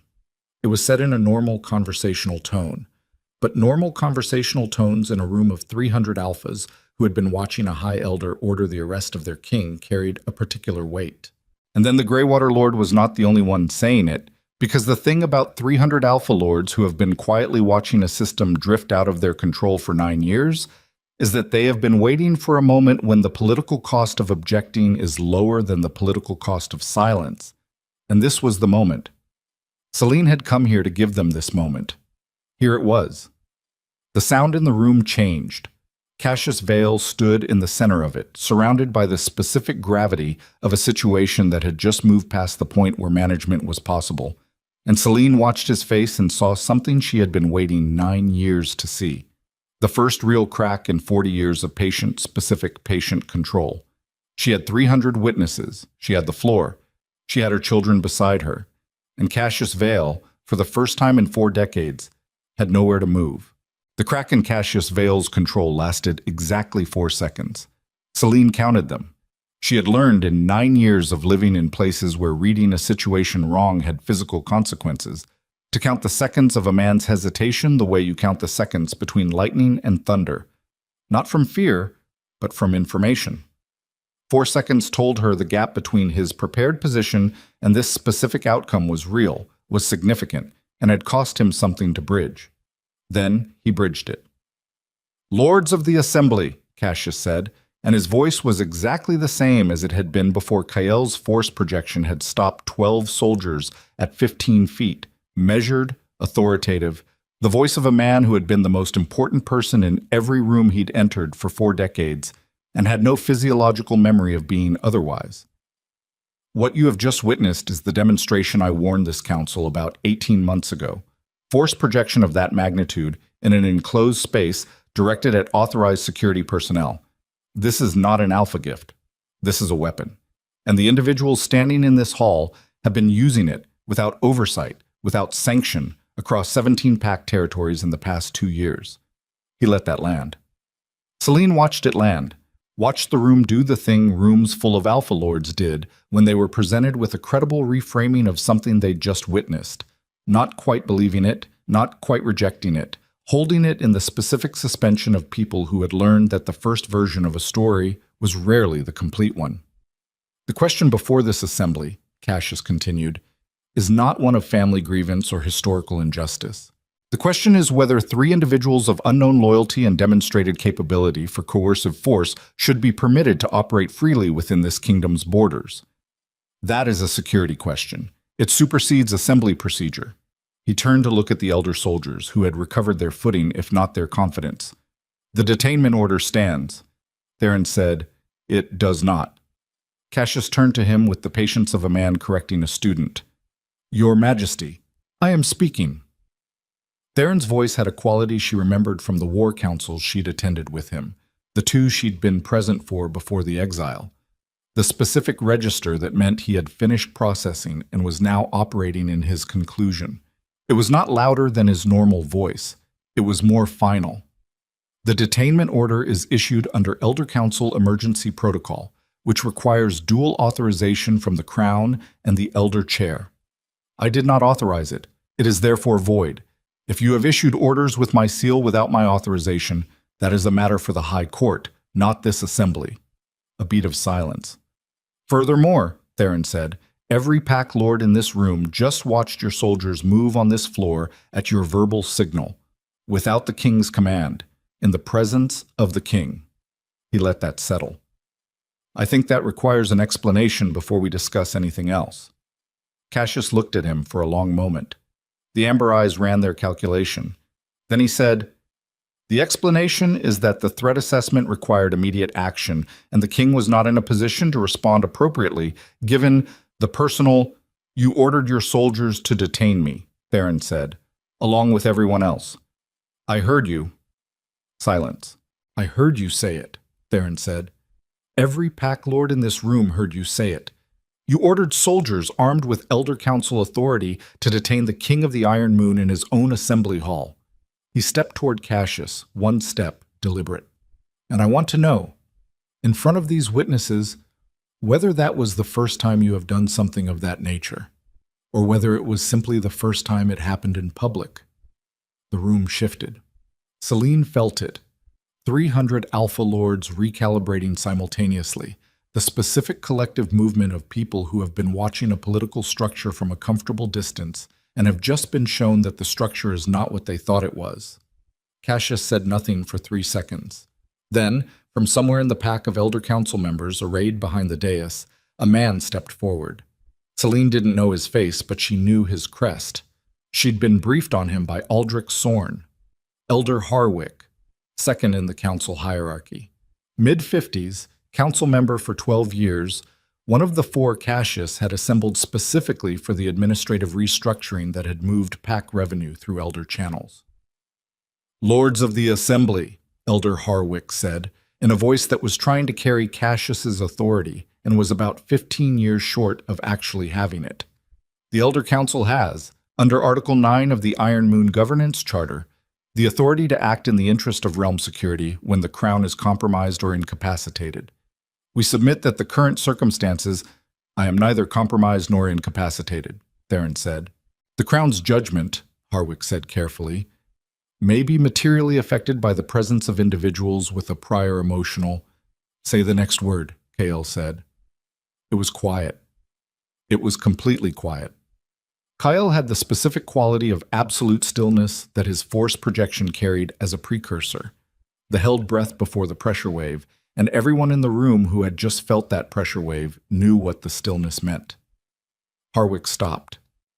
Kael said, still quietly, "You were about to suggest that the king's judgment is compromised by the presence of his family. Finish the sentence." Harwick did not finish the sentence. Celine looked at her son and felt something cold and proud move through her chest, not pride in the display of force. She'd spent 9 years teaching them that force was the last tool, not the first. Pride in something else, in the clarity of it, in the fact that he had done with 12 words what would have taken her a prepared speech and 3 documented precedents. She didn't let herself feel it for long. The room was reorganizing, and reorganizing rooms required watching. What she watched in the next 45 seconds was Cassius Vale making a decision she hadn't predicted. He withdrew. Not physically. He didn't move from his position. But he stopped speaking, stopped pressing, stopped doing the thing that had characterized every move she'd ever seen him make. The constant, forward, architectural pressure of a man building toward a specific outcome. He simply went still. And the stillness had a quality to it that Celine recognized from 9 years of living in places where predators were real and present. The stillness of something that was not retreating, but repositioning. She looked at Brennan. Brennan was already looking at her. His face said, "I see it too." "Theron," she said, low, moving close. "He's not done. He's not reacting. He's resetting." Theron's eyes came to her. He was close enough that she could see the specific tension in his jaw, the way it had always looked when he was running contingencies. "I know. You don't know what he has. Neither do you. I know he's been building for 40 years, and he did not just give up because his first position failed. He has something else." She kept her voice below the ambient noise of the room, which had started to fill again with the low current of 300 people processing what they'd witnessed. "We need to open the prophecy document now, in this room, before he finds his next move." Theron looked at her, and she could see him weighing it. The specific calculation of a man deciding between the controlled version of a thing and the uncontrolled version, knowing the controlled version had closed. "Aldrich," he said, without looking away from her. From the edge of the crowd, a figure moved forward. Celine had seen Aldrich Sorn in the room when she'd entered and had said nothing about it because Aldrich being present was not a surprise. He had spent 9 years maneuvering carefully within the council's structure, maintaining his position, feeding information out through channels that Cassius Vale hadn't found, and doing it at a personal cost that Celine understood was significant. He was 60 years old, gray-haired, with the slightly compressed quality of a man who had been careful for a very long time. He was carrying a leather document case. He set it on the long floor of the assembly, in the open space that the crowd had maintained around Celine's family and Theron, and he opened it without ceremony and laid out its contents. 3 documents: a copy of the original prophecy parchment, the authentication records from the 3 elder scholars, and a 4th document, Aldrich's own analysis, assembled over 7 years, cross-referencing the parchment's supposed origin date against the actual archival record of the Elder Scriptorium where it claimed to have been housed. This document, Aldrich said, loud enough for the room, was not written 300 years ago. The parchment was aged artificially, a method that was common practice in Elder Council document preparation until 60 years ago, when the kingdom adopted chemical authentication standards. The ink composition matches Elder Council archival ink from approximately 9 years ago. The scribal hand matches the hand of a known Elder Council copyist who died 6 years back and whose work samples are on record at the Royal Archives. The room was very quiet. The 3 scholars who authenticated it, Aldrich continued, were selected from a pool that Elder Vale himself curated, from which every scholar with expertise in chemical dating methodology had been removed 2 years prior on administrative grounds. He paused. The administrative grounds were manufactured. I have the original personnel records and the altered versions. He set 2 more documents on the floor beside the others. Celine watched Cassius. He was still motionless, still in that repositioning stillness. His face had not changed. That was the thing that bothered her. That was the thing that had been bothering her since he went quiet, and she was running it now, running the logic. A man who had just had his manufactured prophecy laid open in front of 300 witnesses, whose soldiers had been publicly countermanded, whose second-in-command had been silenced by a 19-year-old. That man should be showing some version of the stress response. Not the obvious kind, not panic, but something. Some micro-adjustment of the calculation that showed in the body.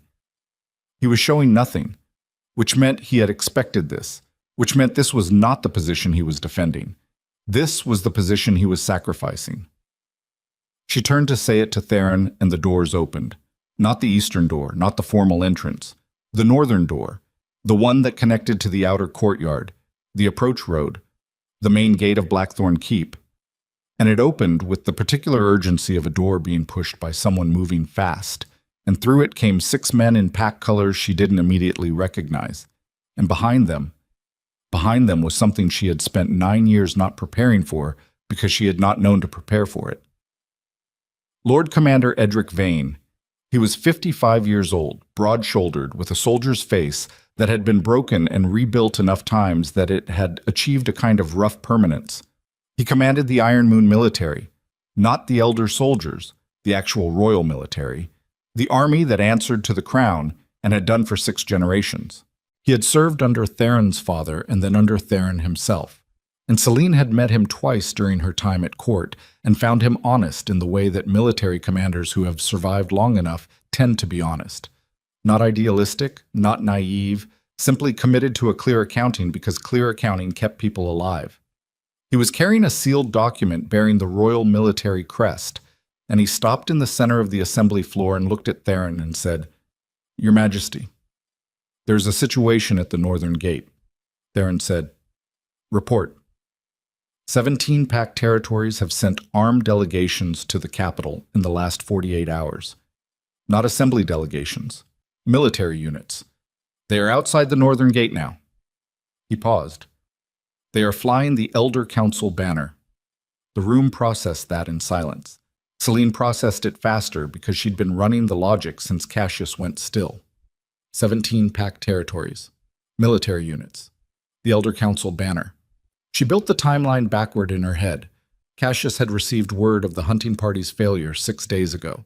He had 40 years of network, and he had been using it for 9 of those years without the interference of a Luna who might notice the structure. 17 packs. How long had he been building that? How long had those relationships been cultivated under the cover of administrative restructuring and pack revenue management? This was not a reaction to today. This was the contingency he had been building while Theron looked for evidence. How many men? Theron said. Approximately 4,000, Vane said, with full field equipment. 4,000. The Iron Moon Royal Military numbered 6,000 at full muster, scattered across 3 garrison territories. The capital garrison was 900. In the assembly hall, the quality of silence changed again. From the silence of witnesses to the silence of people who have just understood that the situation they are inside is larger and more dangerous than it appeared 30 seconds ago. Alpha Lords did not panic, but 300 Alpha Lords understanding simultaneously that there were 4,000 armed men outside the gate produced a specific collective stillness that was its own kind of pressure. Theron turned to Cassius Vale. Cassius had waited for this. He'd been waiting, with the patience of a man who has been waiting for 40 years, for exactly this moment. When the demonstration was complete, when the scale of what he'd built was visible, when the question of who held actual power in the Iron Moon Kingdom had been rendered not philosophical, but empirical. 17 territories, Theron said. Their grievances, Cassius said, speaking for the first time in several minutes, are documented. Administrative overreach, tax inequity, lack of representation in Crown decision-making. These are real complaints, Your Majesty. I have been hearing them for years and bringing them to your attention and being told they would be addressed in the next cycle, and the next cycle, and the one after that. His voice was measured, regretful, even, a precise, controlled performance of regret. I did not build this situation. The situation was built by neglect. I simply organized the response. You organized, Theron said, an armed mobilization against your own kingdom. I organized leverage, Cassius said, against a crown that has consistently failed to govern in the interest of its packs. I have served 3 Blackthorn kings. I have watched 3 Blackthorn kings make the same categories of error: sentiment over strategy, personal loyalty over institutional function, the belief that good intentions are a substitute for good governance. He paused. I am tired of watching it. The room held. Celine was watching Theron, and she was watching Cassius, and she was watching the specific geometry of the situation.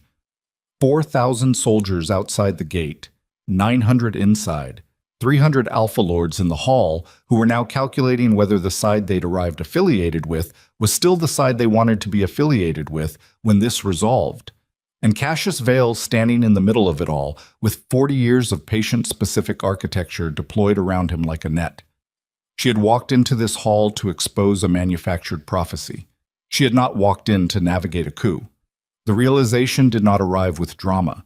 It arrived the way important realizations arrived in the wildlands, where you didn't have the luxury of extended processing, clean and immediate and already past the point of being surprised by it. She had been right that Cassius was the threat. She had been right that the prophecy was the mechanism.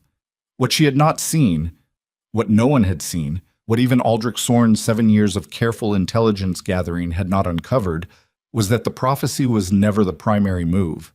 The prophecy was the distraction, the 9-year project of administrative network building, pack relationship cultivation, financial leverage over 17 territories.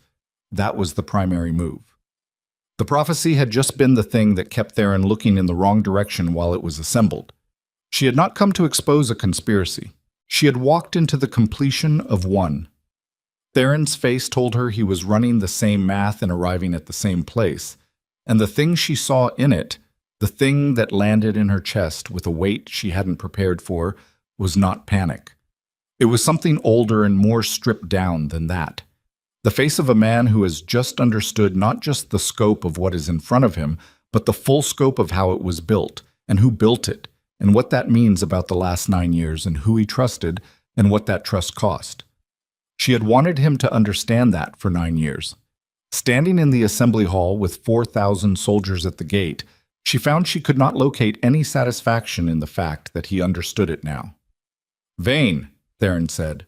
"Your Majesty." "The capital garrison. Status." "Ready and awaiting orders. They've been on alert since the northern delegations were identified. The gate holds. For now." Vane said it with military honesty, which meant without comfort. 4,000 is a significant force differential if they press. Theron nodded. He was doing the thing he did in war councils, moving through the problem at the speed his mind required, which was faster than most people were comfortable with. She'd always been able to track it, the specific pace of him, and she tracked it now.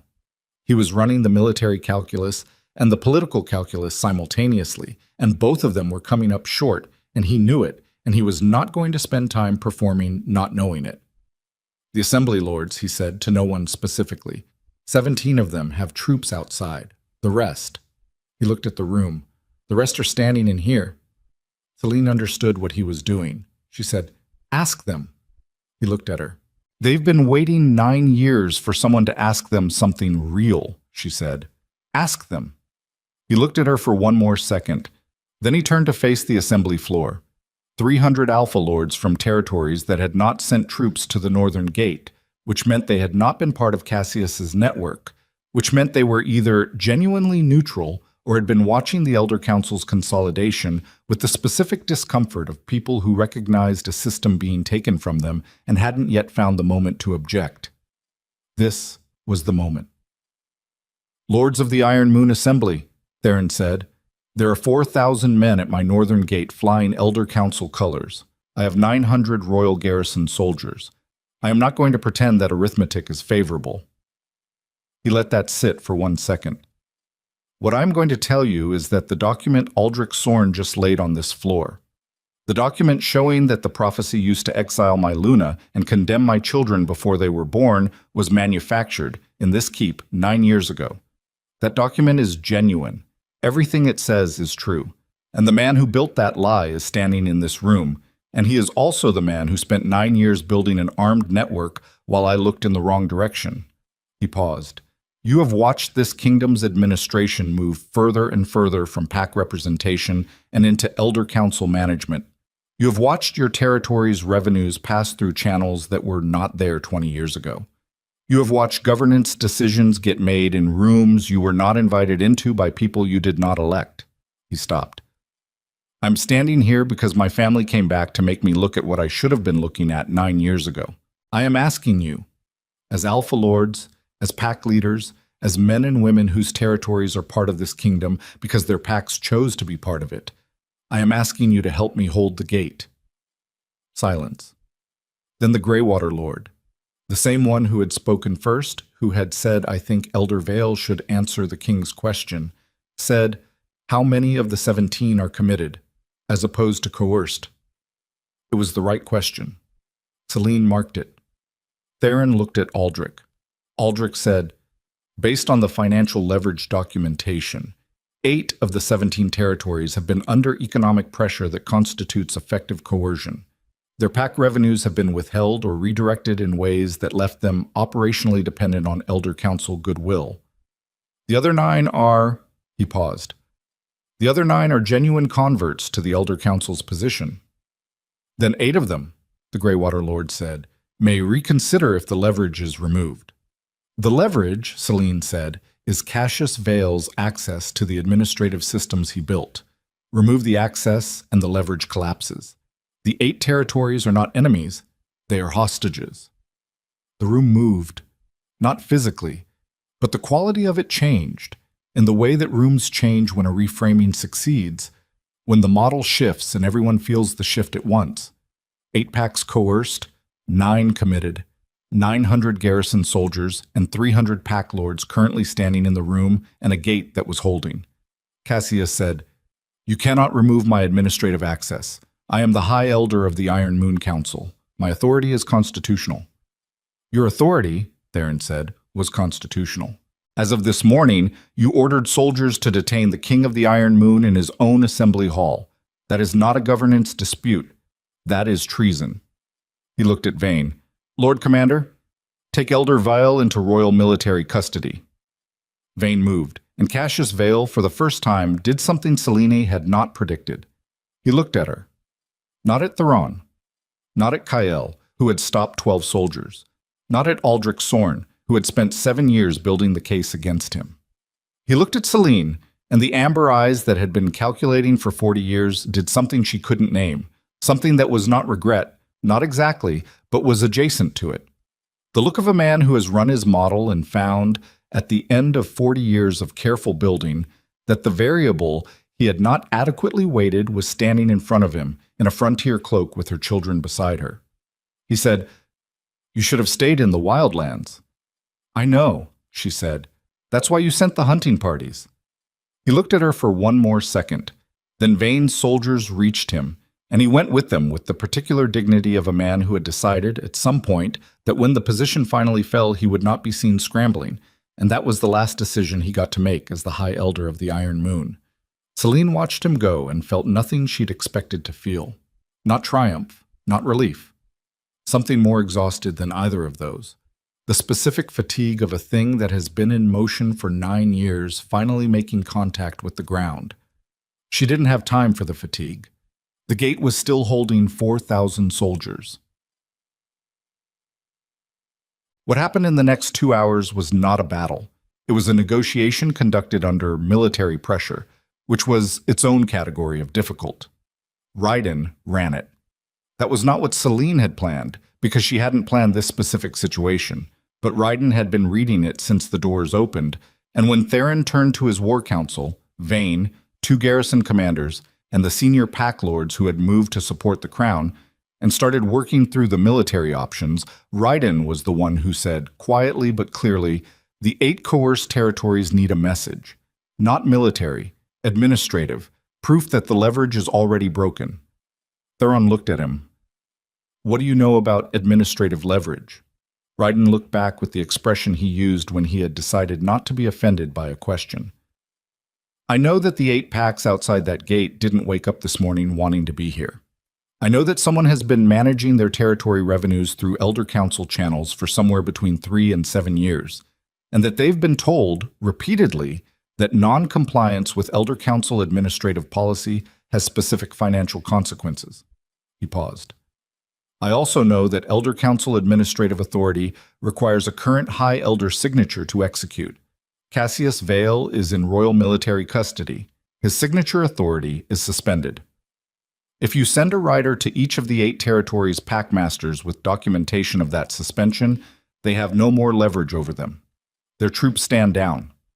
Your 9 committed enemies become 9, and 9 is a number your garrison can manage." Vane looked at the young man with the expression of a military officer encountering an unexpected asset. Theron said, "Who taught you to think like that?" Raiden said, "My mother." Selene was looking at the floor. She felt Theron's attention shift to her, and she didn't look up. "Do it," Theron told Vane. "Riders to all 8 territories. Draft the suspension documentation through the Royal Administrative Office. Bypass Elder Council channels entirely. Lord Commander's seal and the Crown seal. I want it out in 30 minutes. Vane moved. While the riders were being dispatched, Selene found herself in a corner of the assembly hall that had been cleared by the natural reorganization of the space into something approximating a command center, and Lyra appeared at her shoulder with the quiet exactness of someone who had identified where her mother was and moved toward her without making it visible. "You're thinking," Lyra said. "I'm always thinking." "You're thinking about something specific." Selene looked at her daughter, at the silver eyes and the composed face, and the knife that was no longer drawn but was still strapped to her thigh in the ready position, because Lyra had assessed the room and not yet determined that the ready position was unnecessary. "He knew we were coming," Selene said. Lyra was quiet. "Not just that we were coming. He knew what we were bringing. The prophecy document, the authentication analysis, Aldrich's records. He knew the shape of our evidence. He let it land because it was never the position he was defending. He wanted us to spend our credibility exposing the prophecy in this room while his 4,000 soldiers moved to the gate." She looked across the hall at where Cassius Vale had been standing 20 minutes ago. "He had a source, someone inside our preparation." Aldrich Sorn, Lyra said. Celine looked at her. Something cold dropped in her stomach. I don't... He's been inside the Elder Council for 9 years, Lyra said. Her voice was not accusatory. It was analytical, which in some ways was harder to hear. He's been managing his position, maintaining access, feeding information out through channels. How do you maintain a position inside Cassius Vale's administrative network for 9 years without Cassius Vale knowing you're there? Celine did not answer immediately because she was running the logic, and the logic was not landing where she wanted it to land. You don't, she said. You don't, Lyra agreed. Not without Cassius knowing and deciding to let you, because a known leak is a controllable leak. You know what's going out. You know what intelligence is being built on the outside. And if you decide the intelligence gatherer is more valuable as a conduit you can manage than as a risk you need to neutralize. Aldrich has been feeding us true information, Celine said. But she heard the argument in her own voice and it didn't hold. True information was the most convincing kind. True information that was selected, that was curated, that was structured to build a specific picture while leaving out a specific detail. 4,000 soldiers and 17 pack territories was entirely consistent with what Aldrich had sent her over 6 years. She was looking at Aldrich across the hall. He was standing near the document case, speaking quietly to one of the pack lords, and he looked exactly as he always looked, careful, precise, slightly compressed. The face of a man who had been careful for a very long time. She had trusted him because his information was accurate. She had not adequately weighted that accurate information, selectively provided, was a more effective manipulation than lies. She looked at Kyle. He was already watching Aldrich. She didn't need to say anything. That was the thing about 9 years of raising 3 people in a place where communication needed to be efficient. Kale saw her look at him and saw what she was thinking and gave her the smallest possible nod, which meant he had already seen it and was already positioning.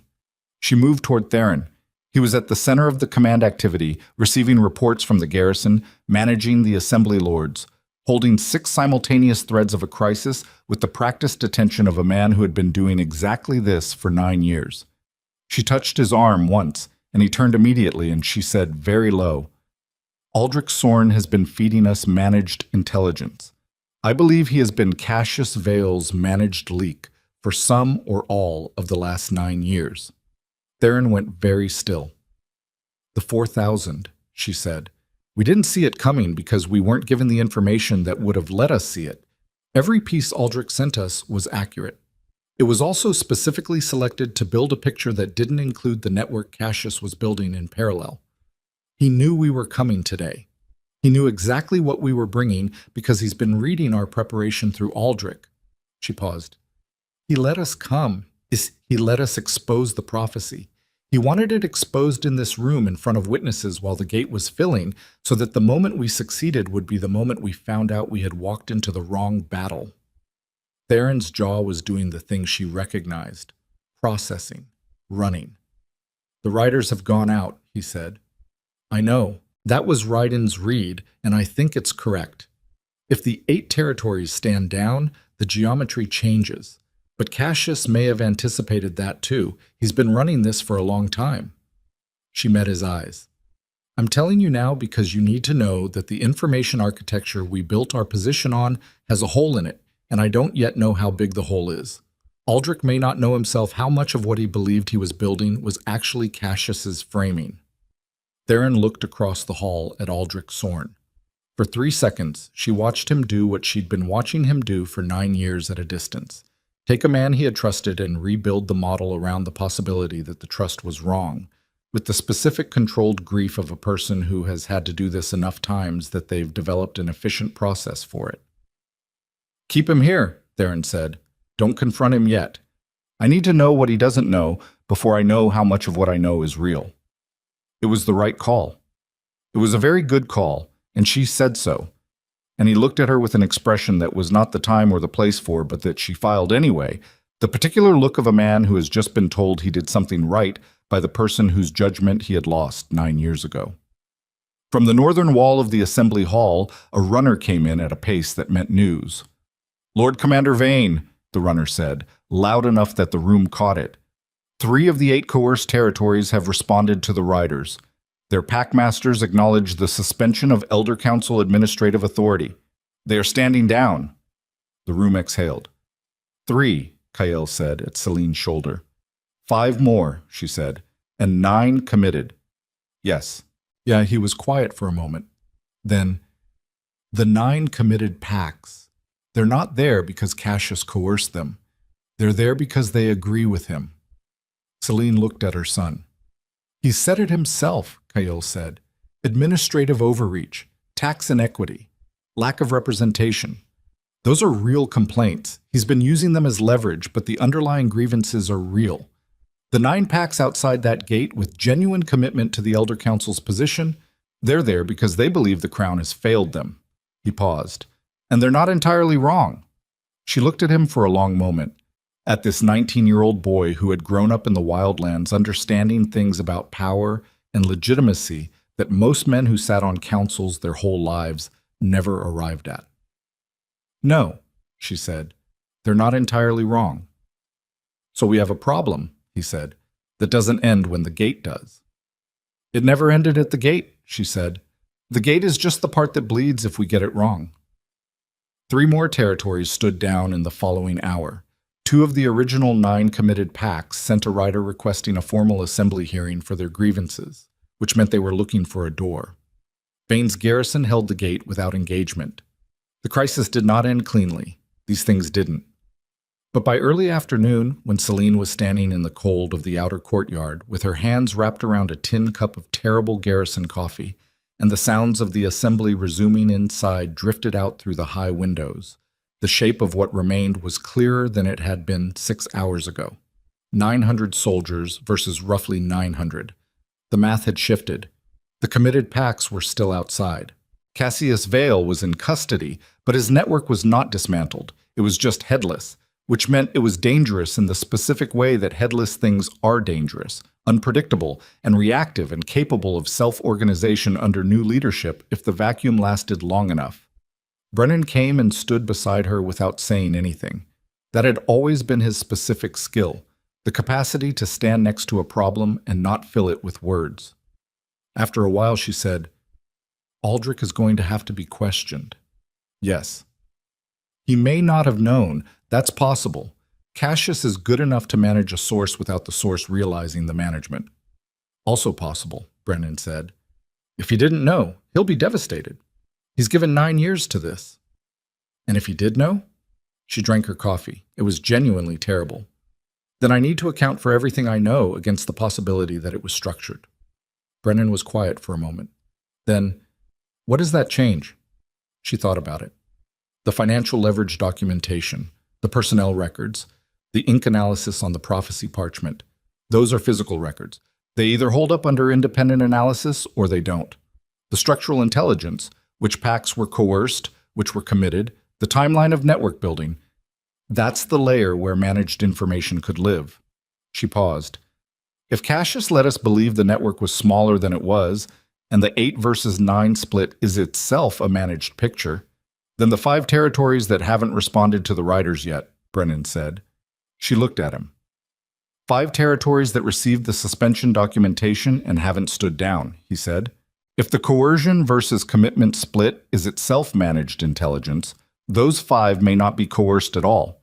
They may be committed, but Aldrich's picture classified them as coerced to give us a more favorable math. The cold settled over the courtyard with a specific intentionality. She set down the coffee. I need Theron, she said. She was moving before she finished the sentence, back through the outer courtyard doors into the keep's corridor, heading toward the assembly hall, and she was already building the revised math in her head, and the revised math said that the current equilibrium at the gate was more fragile than it looked, which meant the window for the conversation that actually needed to happen. The assembly floor conversation, the governance conversation, the thing she had come here to do, was closing. She was halfway down the corridor when Ryden appeared from a side passage at a pace that matched hers and said, without preamble, the 5 uncommitted territories. I've been running the Packmaster histories against Aldrich's files. 2 of them have trade relationships with Elder Council commercial partners that predate the administrative restructuring by 6 years. They're not coerced. They're invested. I know, she said. The math at the gate. I know, Ryden. We have maybe 4 hours before whoever steps into Cassius Vale's position in that network figures out the headless problem and starts organizing the committed packs under a new banner. After that, the gate conversation becomes a different conversation. He was keeping pace beside her. Easy, precise. What do you need? She stopped in the corridor and looked at her son and felt the weight of everything that had brought them both to this hallway in this moment. 9 years of hard making, of deliberate construction, of choosing over and over again to build something out of what had been taken. And she felt it clearly and fully for exactly 2 seconds, and then she set it aside because there was work. I need to be in that room, she said, with Theron, with the pack lords who are still persuadable, before the network reorganizes. She looked at him. And I need you to find Aldrich Sorn and sit with him and talk to him the way you talk to people when you're reading them, and tell me what you find. Ryden looked at her for one moment. Then he nodded, once, and turned and was gone back down the side passage. She kept moving. The assembly hall was reorganized when she entered. The formal floor arrangement had given way to the functional clustering of a crisis council, pack lords in working groups, garrison officers at the northern wall receiving gate reports, Theron at the center of it with Vane and 2 pack lord representatives from the territories that had declared support. She crossed to him. He saw her coming, and the specific attention he gave her was not the same as the attention he gave everything else in the room, and she noticed that and put it away. The 5, she said. I know, he said. Vane's assessment matches yours. If 2 of them are committed, not coerced, the equilibrium is thinner than the morning's math suggested. 4 hours, she said. Maybe less. He looked at her. What do you need? There it was again. That word. Not what do you want? What do you need? She thought about 9 years of him asking no one that question, or asking it and not getting the answer, or getting the answer from the wrong person. The floor, she said. The real version this time, not the emergency intervention of this morning. The actual case, the governance argument, the structural reforms, the thing I came here to say before Cassius made today about something else. She held his gaze. The pack lords in this room are watching a man they aren't sure they trust ask them to hold a gate against 4,000 soldiers. They need a reason that's bigger than loyalty to the crown. Give me the floor, and I'll give them one.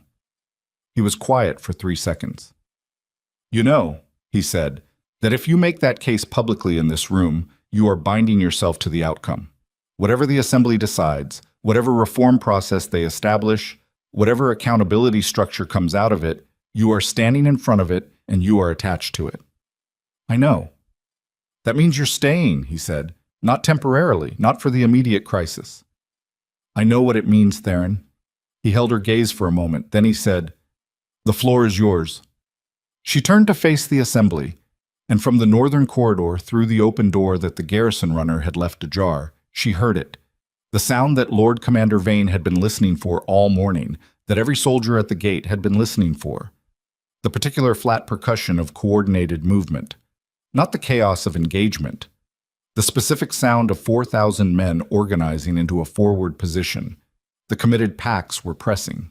And standing in the assembly hall with the floor in her hands and a gate with 4 hours of margin that had just become something less, Celine Ashridge understood that the battle she had prepared for and the battle she was in were not the same battle, and that the only way through was the same as it had always been.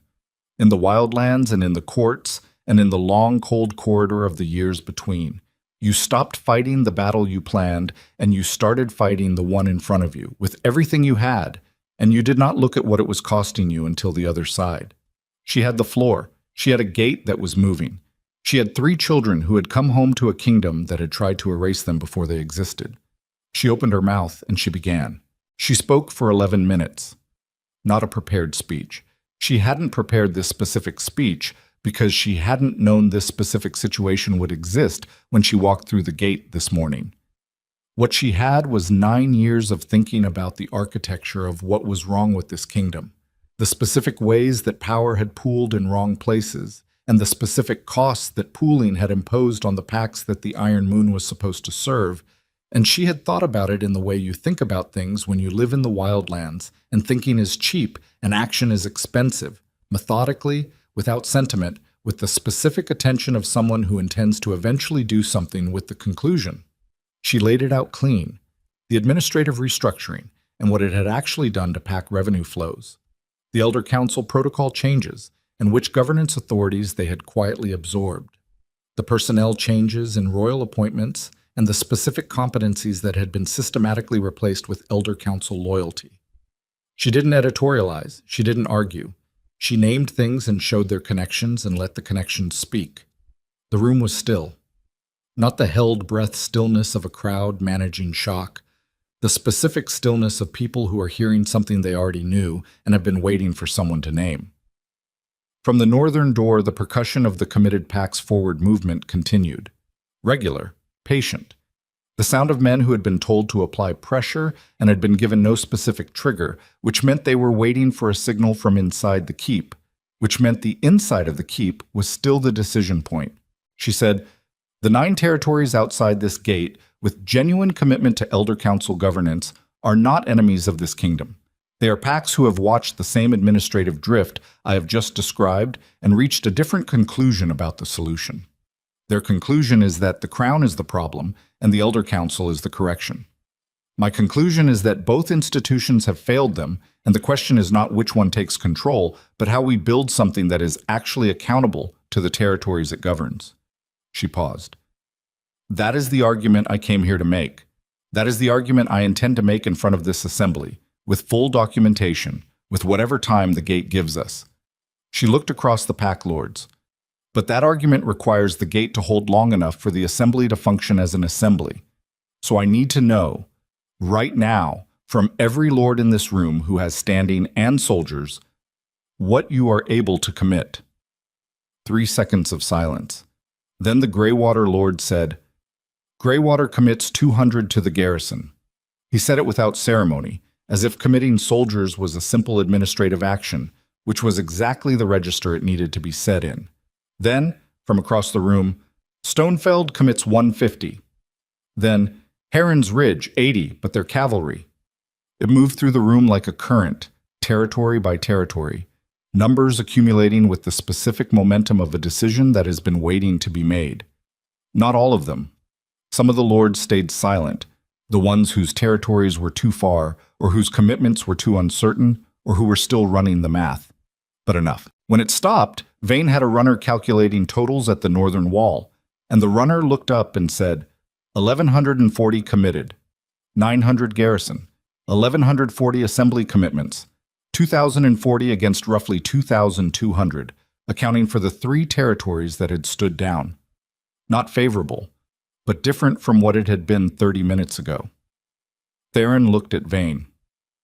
Vane said, "It's enough to hold indefinitely if they don't press hard. It's not enough to clear the field if they commit to a full engagement." "They won't commit to a full engagement," Ryden said from across the room. Everyone looked at him. He was standing near the eastern wall, and he had the particular quality of a person who has just arrived at a conclusion and is deciding whether to share it, and has decided. "The 9 committed territories," he said.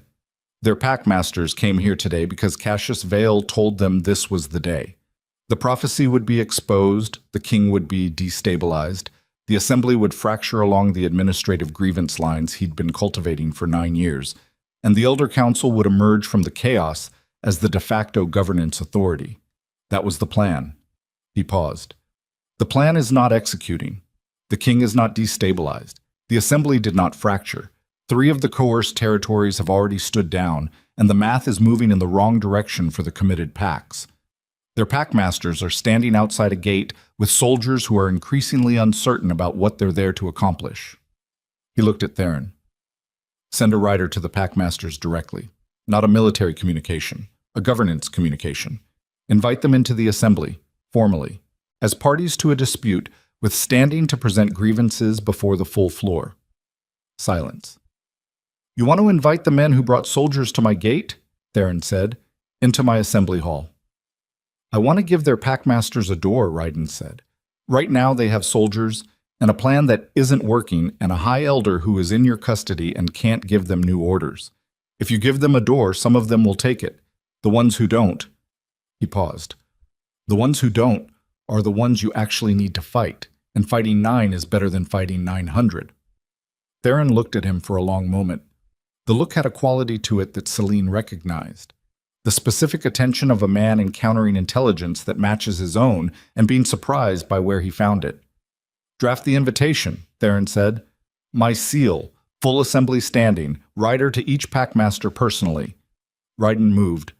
Celine watched her son cross the room and felt the exhausted pride again, the specific braided thing. Then she looked at Theron and found him already looking at her. "He thinks like you," he said. "He thinks like himself," she said. "He's been doing it since he was 4. Something moved across Theron's face. She didn't let herself interpret it. There wasn't time. 4 of the 9 committed packmasters took the door.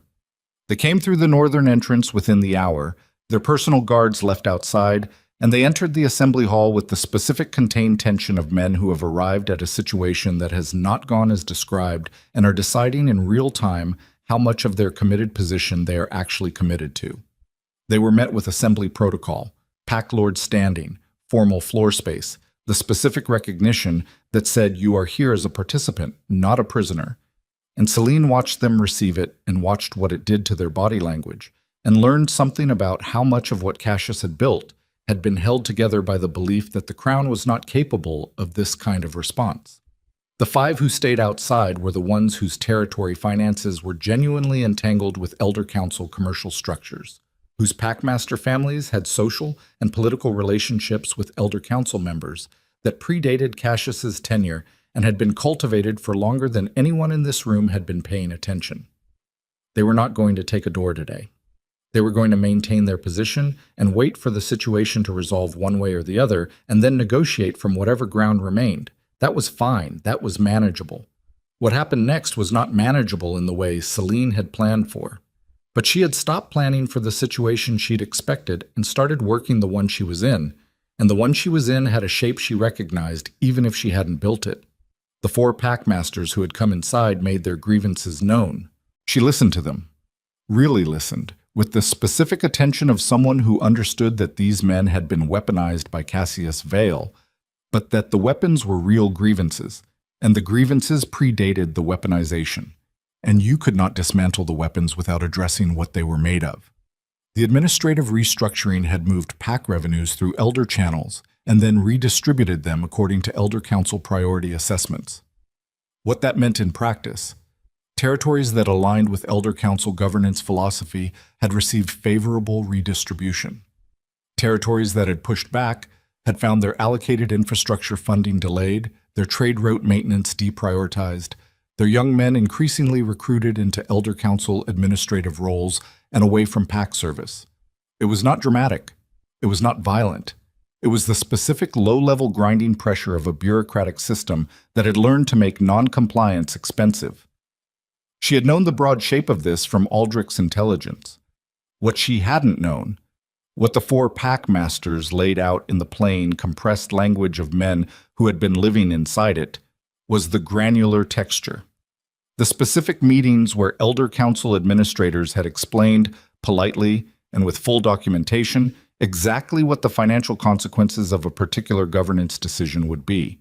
The specific faces of the men who had delivered those explanations with the calm authority of people who understood that they held the math and the other person in the room did not.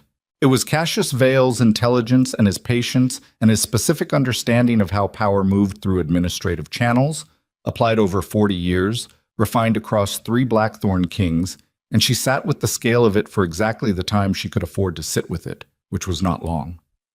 Theron was sitting with it too. She could see it in his face. The specific grief of a man learning the full dimensions of what had been built in his name without his full understanding, and understanding that his incomplete understanding was itself a choice he had made, compounded daily for 9 years. She didn't soften it for him. This was not the moment for that. When the 4 packmasters finished, she said, "What you have described is an administrative system that was built to serve Elder Council authority rather than pack welfare. Dismantling that system is not a negotiation. It is a correction. The question before this assembly is what the replacement looks like and who has standing to shape it." She looked at the 4 men. You came here with soldiers because you had been told the assembly was not a place where packed territories had real standing. I am telling you that we are going to prove that wrong today, but I need you to call your troops back from the gate."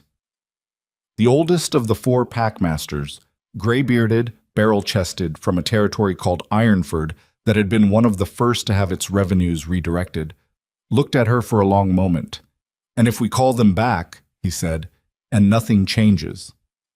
"Then you have lost nothing," she said. "You still have your soldiers. You still have your grievances. You still have standing in this hall. The gate buys you nothing that the floor can't buy you more cleanly." Silence. "She's right," Kael said, from his position near the eastern wall.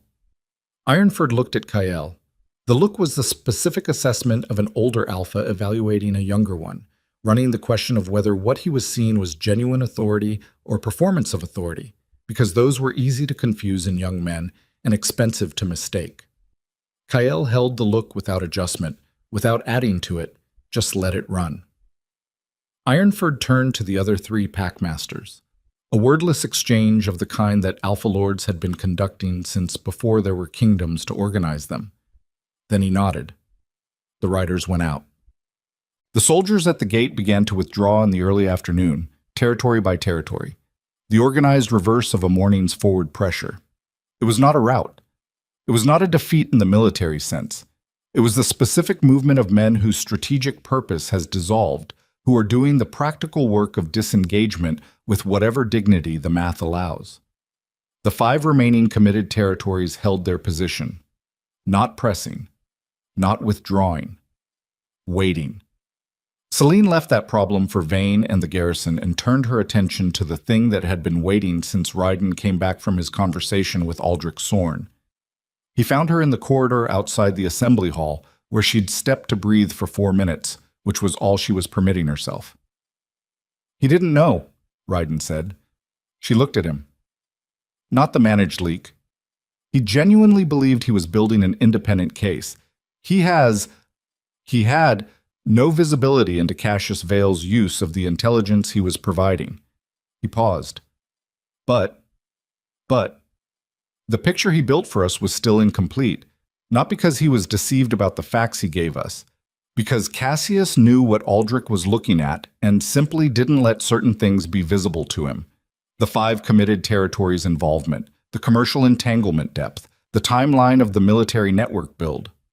He looked at her. "Aldrich built us an accurate picture of a smaller problem. Cassius just made sure he never had the pieces for the real one." She absorbed that. "He needs to know. He already suspects. I didn't tell him. I thought you should." She pushed off the wall. "Where is he?" "Library, off the eastern corridor. He said he needed to check something in the original Elder Council charter." She found him at a long table covered in documents, cross-referencing 2 texts with the absorbed attention of someone who has been a scholar for long enough that document comparison is a comfort rather than a task. He looked up when she came in, and she saw on his face what Ryden had been too tactful to describe directly.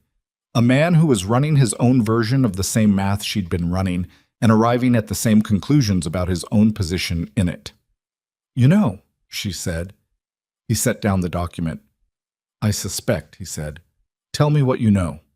She told him, flat and complete and without the softening that would have been a kindness but would not have been useful. He listened without interrupting, and when she finished, he was quiet for 30 seconds, and she watched him sit with it. The specific weight of a man understanding that 9 years of careful, costly work has been partially structured by the person it was aimed at. "The information I gave you was true," he said. "Yes." "But insufficient." "Yes." He was quiet. His hands, she noticed, were flat on the table. Still. The specific stillness of a person managing something significant with the tools they have for managing significant things. "The Charter," he said. "The Elder Council Charter. Article 9. The emergency governance provision Harwick invoked this morning. I've been reading it." He turned the document toward her.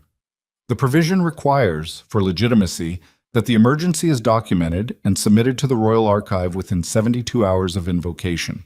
Cassius invoked it this morning.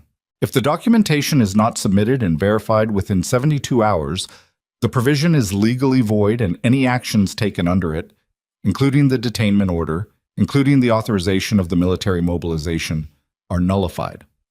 The territories who mobilized under Elder Council Emergency Authority did so under a provision that will void itself by Friday morning if we don't let it stand. She looked at the document, then at him.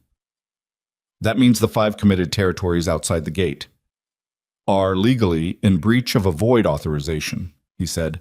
By Friday morning, if Theron's legal counsel is fast enough, the formal nullification can be lodged with the Royal Archive before the Elder Council's documentation is submitted, which would preempt the submission and void the provision retroactively.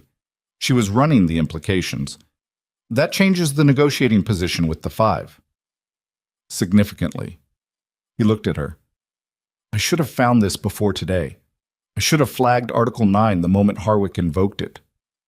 You were looking at other things. I was looking at the things I had access to look at. He paused. Which I now understand was not an accident. She met his eyes. He was 60 years old and had given 9 years to an effort that had been partially managed by its target, and he was sitting with that with the compressed dignity of a person who is not going to perform a devastation they haven't fully felt yet.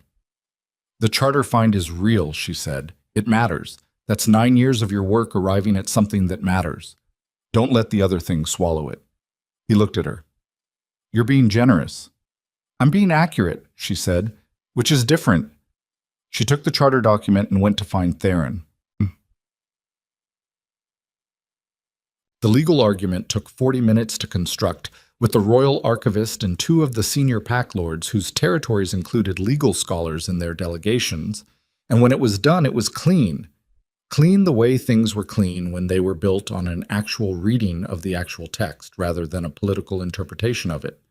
The nullification was filed with the Royal Archive at 4:17 in the afternoon. Word was sent to the 5 packmasters outside the gate. What followed was not a capitulation. These were alpha lords with soldiers and standing and genuine territorial grievances, and they were not going to walk back from a gate because of a legal filing. But the filing changed what they were standing in front of. They were no longer in a posture of challenging a governance authority. They were standing in an unauthorized military position under a voided emergency provision, which was a different category of thing and had different consequences. And the consequence math was something every packmaster with real standing understood immediately. 2 more stood down by evening. 3 remained. Lord Commander Vane assessed the 3 remaining positions as militarily sustainable from the garrison's perspective. Not comfortable, but sustainable through the night and into the next day. The 3 packmasters were running out of options, and they knew it, and they were going to extract the maximum negotiating value from the position they had left before they acknowledged that, which was both understandable and going to cost everyone another 12 hours minimum. Celine let Vane handle the gate. She went back to the assembly. What happened in the assembly hall through the late afternoon and into the evening was not dramatic. It was the slow, grinding, necessary work of a governance conversation that had been avoided for 9 years. Pack lords and their advisors working through the specific provisions of administrative reform, the specific mechanisms for reclaiming pack revenue authority, the specific process for restructuring Elder Council powers within bounds that the Assembly could actually enforce. It was detailed and contentious, and several times in the first 2 hours someone raised their voice to a level that reminded the room that Alpha Lords were still Alpha Lords regardless of what the documentation on the table said. Celine ran the floor. Not because she had been given formal authority. She hadn't. She was not a council member, or an assembly lord, or an appointed anything. She ran it because she was the one in the room who had thought about this problem the longest, and from the most angles, and because she was willing to say the specific things that needed to be said clearly and without the political hedging that came from having a position to protect, and because the pack lords who were driving the hardest positions kept addressing their arguments to her rather than to each other, which was its own kind of authority. Theron sat at the table and participated and said the things a king needed to say and signed the preliminary framework documents when they were ready and did not, at any point, try to steer the direction of the conversation in ways that would have been visible and counterproductive. He was managing himself, she understood. Managing the instinct to run the room because he had run rooms for 9 years, because deference did not come naturally to a man of his capability and training. He was doing it because he understood that the credibility of whatever came out of this process depended on it not looking like the Crown redirecting PAC dissatisfaction into a crown-shaped outcome. She noticed it. She didn't say so. At 7 in the evening, with the framework document substantially drafted, and the 3 remaining pack masters outside the gate still in position, and Cassius Vale in royal military custody in the lower keep, and Harwick and 2 other Elder Council members under house arrest pending formal treason proceedings, Lyra came to Celine with a piece of paper. She looked at it. "Where did you get this?" she said. "Cale found it," Lyra said, "in Harwick's chambers. The house arrest team did a standard document sweep." She paused. "Read the second page." Celine read the second page. The blood went out of her hands. Not dramatically. She'd learned, a long time ago, not to let her body report things dramatically, in rooms where people were watching. But she felt it. The specific cellular coldness of reading something that reorganizes the structure of a situation you thought you understood. The document was a contingency plan. Elder Council Internal, Harwick's handwriting, dated 3 weeks ago. It laid out, in the bureaucratic language that Elder Council members used for planning documents, a course of action in the event that the primary scenario, prophecy exposure at the Assembly, Crown destabilization, Elder Council assumption of interim governance authority, failed to execute. The contingency plan had 3 phases. She had read 2 of them in the prior situation's logic, and they matched what had happened. The third phase, the phase that activated if the military mobilization was neutralized and the legal nullification was filed, involved a different category of action. Not military, not administrative, personal. The document named 3 targets. The neutralization of these targets, in the document's language, would restore negotiating leverage to the Elder Council position by demonstrating that current security arrangements were insufficient to protect individuals under Crown custody and Assembly presence. The 3 targets were Kyle, Ryden, and Lyra. Celine looked up from the document. She did not run through the options. She did not deliberate. 9 years in the wildlands had burned out of her the habit of deliberating when the problem was immediate and physical. And this was immediate and physical, and the only relevant question was where her children were, and whether the people who had been given this contingency order had already moved. "Lyra," she said, her voice exactly normal. "Where are your brothers?" "Kyle is in the eastern corridor, last I saw. Ryden is—" Lyra stopped. Her eyes sharpened. She had read her mother's voice, the specific quality of it, the way she'd been reading it since she was old enough to understand that the normal voice meant something was wrong. "What is it?" Celine showed her the document. Lyra read it in 15 seconds. Then she was already moving. Celine turned to the nearest garrison soldier. Not Elder Council, Royal Garrison. She checked the crest before she spoke, and said, "Get Lord Commander Vane, now. Inner keep security, now." She was moving before she finished the sentence. Mos.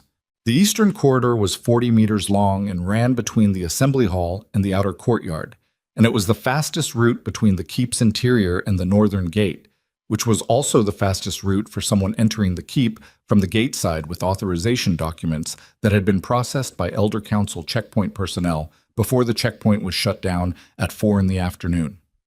Before. Not after. The eastern corridor was also, she understood as she came around the corner and saw the 4 men, exactly where the contingency plan would have put its assets. They were not elder soldiers. They were not wearing Elder Council insignia. They were in packed traveler clothing, the kind of functional, anonymous clothing that delegations wore when they weren't in formal assembly attendance. And 2 of them she didn't know. And the 3rd she recognized from the morning's document sweep briefing as a man whose name appeared in Elder Council payroll records under a category that translated, in administrative language, as special operations. The 4th was Aldrich Sorn. He was standing against the wall at the corridor's midpoint, and his face when he saw her had the specific quality of a man who has just understood, 1 step too late, the situation he is in. Not guilt. Aldrich Sorn's face in that moment was not guilt. It was the specific frozen expression of a man who has walked into a room where 2 realities are colliding and who has not yet processed which one is real. Kyle was at the corridor's far end. He had heard her coming. Of course he had. Cale always heard things before they were audible to normal processing. And he had turned, and he had read the corridor in the same second she had, and his body had done the thing it did when he had assessed a situation and made a decision. Gone very still. The three men in traveler clothing were between her and Kyle. The special operations man was the closest to Kyle. The special operations man had a knife. Not drawn, not yet. His hand was at his side in the specific relaxed position of a trained person who has a weapon in easy reach and has not yet been given a trigger, but is close to one. Celine's knife was at her thigh. She did not draw it. She said, "Kyle, don't move." He didn't move. His eyes were on the special operations man with the absolute focused attention of someone tracking the knife hand, the body weight, the micro adjustments of a person deciding. She said to the room, to no one specifically, "Lord Commander Vane has been notified. Royal Garrison is 90 seconds out. The contingency document has been recovered from Harwick's chambers and is currently in the Royal Archive." She paused. "Whatever you have been paid or promised or threatened into, the plan it was part of is over. The three of you standing between me and my son need to decide right now whether you want to be here when the garrison arrives." Two of the three men in traveler clothing looked at each other. The special operations man did not look anywhere except at Kyle. Aldrich said from the wall, "Celine, I did not know about this." "I believe you," she said. She kept her eyes on the special operations man. "What were you told, Aldrich? Why are you in this corridor?" "I was told. I was brought here by—" He stopped. Started again with the compressed honesty of a man trying to be accurate under pressure. "I was contacted this afternoon by someone I believed was a Royal Garrison officer. I was told there was a document that needed verification in this corridor, immediately. I was told it related to the charter nullification." He paused. "I am understanding now that was not accurate." "No," she said. "It wasn't." The two travelers looked at each other again. Then one of them stepped back, one step, and then two, the specific physics of a man for whom the math has changed, and the second followed him. The special operations man still hadn't moved. Cale said very quietly, "You have one hand on a knife you haven't drawn. I have not moved. My mother is behind you. The garrison is coming." He paused. "Whatever the outcome of this specific 30 seconds, you go home or you don't. That's the only math that matters right now." The special operations man's hand moved, not to the knife, away from it, a controlled, deliberate movement of a hand away from a weapon, the specific gesture that meant, "I am making a choice right now, and I am choosing the choice that means I go home." And Celine's breath came out in a controlled exhale that she had been holding for 30 seconds.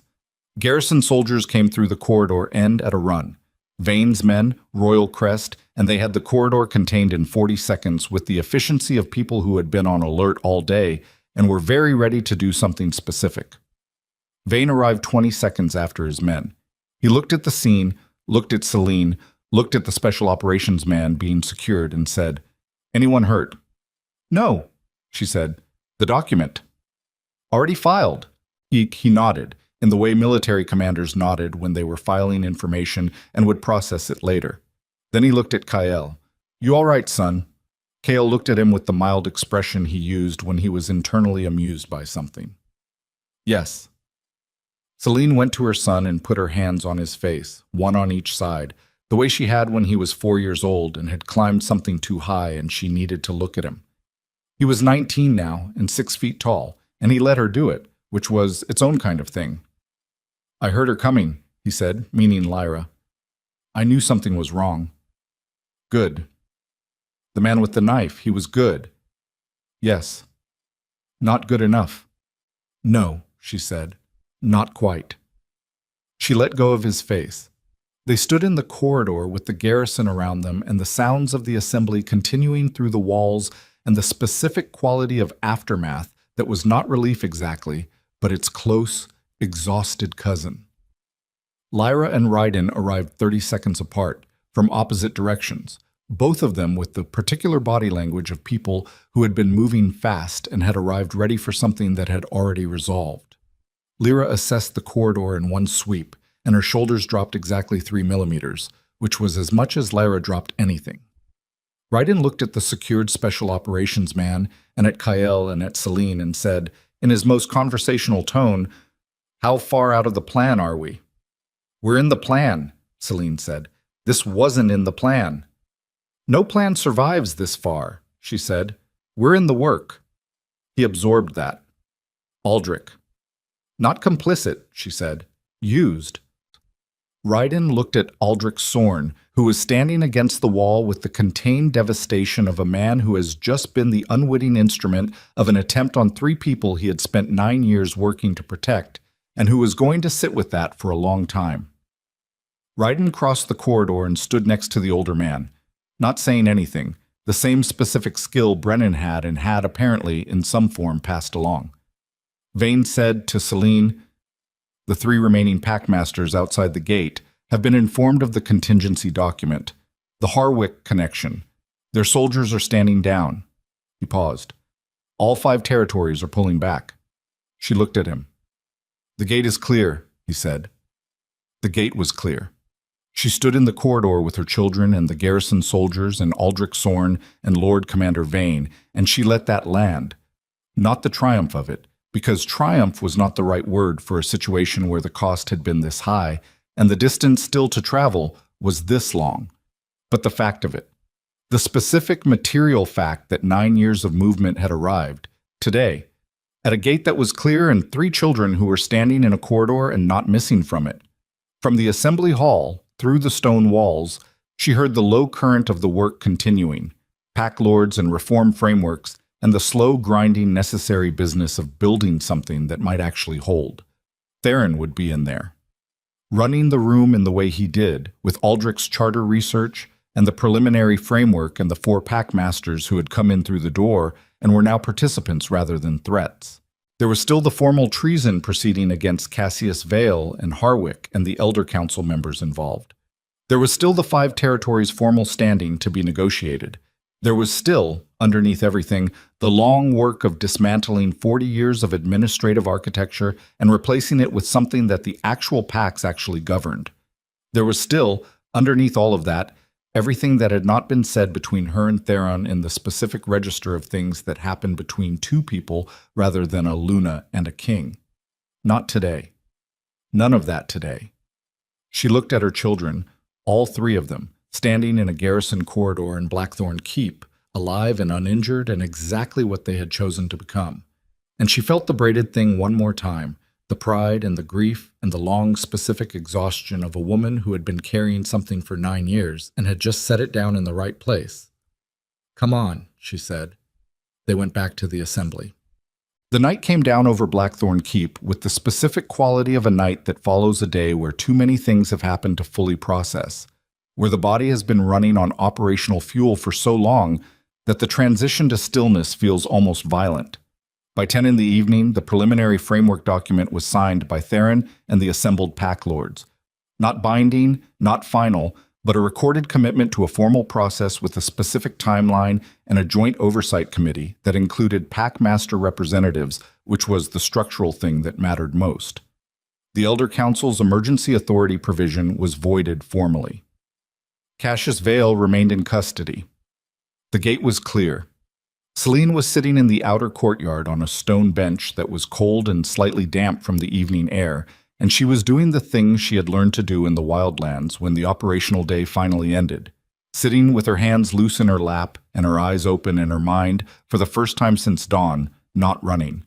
She heard him before she saw him, the specific weight of his footstep, the particular way he moved, that she had known for years and years and had not heard in 9 and had recognized immediately this morning without surprise, which said something about what certain kinds of knowing survived. Theron sat down on the other end of the bench, not close, the specific distance of a person who is not presuming. They were quiet for a while. "The framework document," she said finally. "It's a start." "It's more than a start. The Joint Oversight Committee was the thing that needed to be in there. Without that, it was just language." "Yes." He was quiet. Ryden's idea, the committee structure.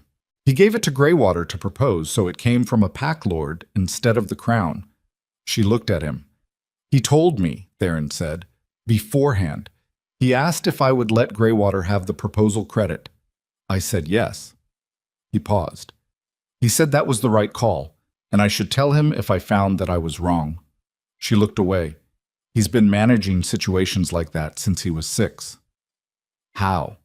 Theron said. Not a political question, not a governance question. The specific how of a man asking about a child he had not known, asking the only way he knew to ask, directly, without the surrounding architecture that would make it easier. She told him. Not everything. There was not enough night for everything, and most of it would require the specific long form of 2 people sitting somewhere without a crisis on the other side of the wall. But the shape of it, the Ashbourne, the 9 years of building, what each child had become, and how they had become it, and what it had cost, and what it had given. He listened. He was very good at listening when he was not also managing a room. When she stopped, the courtyard was very quiet. I owe you, he said, a debt I don't know how to scale. You owe them, she said. Not me. I chose to come back. They didn't get to choose. He was quiet. They're extraordinary, he said. I saw it this morning. But it's not the ability. It's... He stopped. Found the word. The clarity of them. They see things without the distortion that most people carry. Where does that come from? From having nothing to protect except each other, she said. When you don't have a position, or a throne, or a reputation, you just see the problem. It's clarifying. He heard the edge in that. He was quiet for a moment. I know what I did, he said. I know you know. I've known for 9 years. I know that too. The thing between them was not a simple thing. It was not resolvable in a courtyard on the night of the day it had been. She was not going to pretend otherwise, and she knew he wasn't either, because whatever his failures had been, he had never been the kind of man who reached for the easy version of a hard thing. I'd like, he said, to earn whatever you decide is earnable. I don't expect anything specific. I don't know what the right form of that is. He paused. I just want to say it directly, so you know it's been said. She looked at the courtyard stones, old stones set before either of them was born, worn smooth by decades of feet. Ask me again, she said. In a year. He nodded. No protest, no negotiation. She stood up. The children will need quarters that aren't the guest delegation rooms, she said.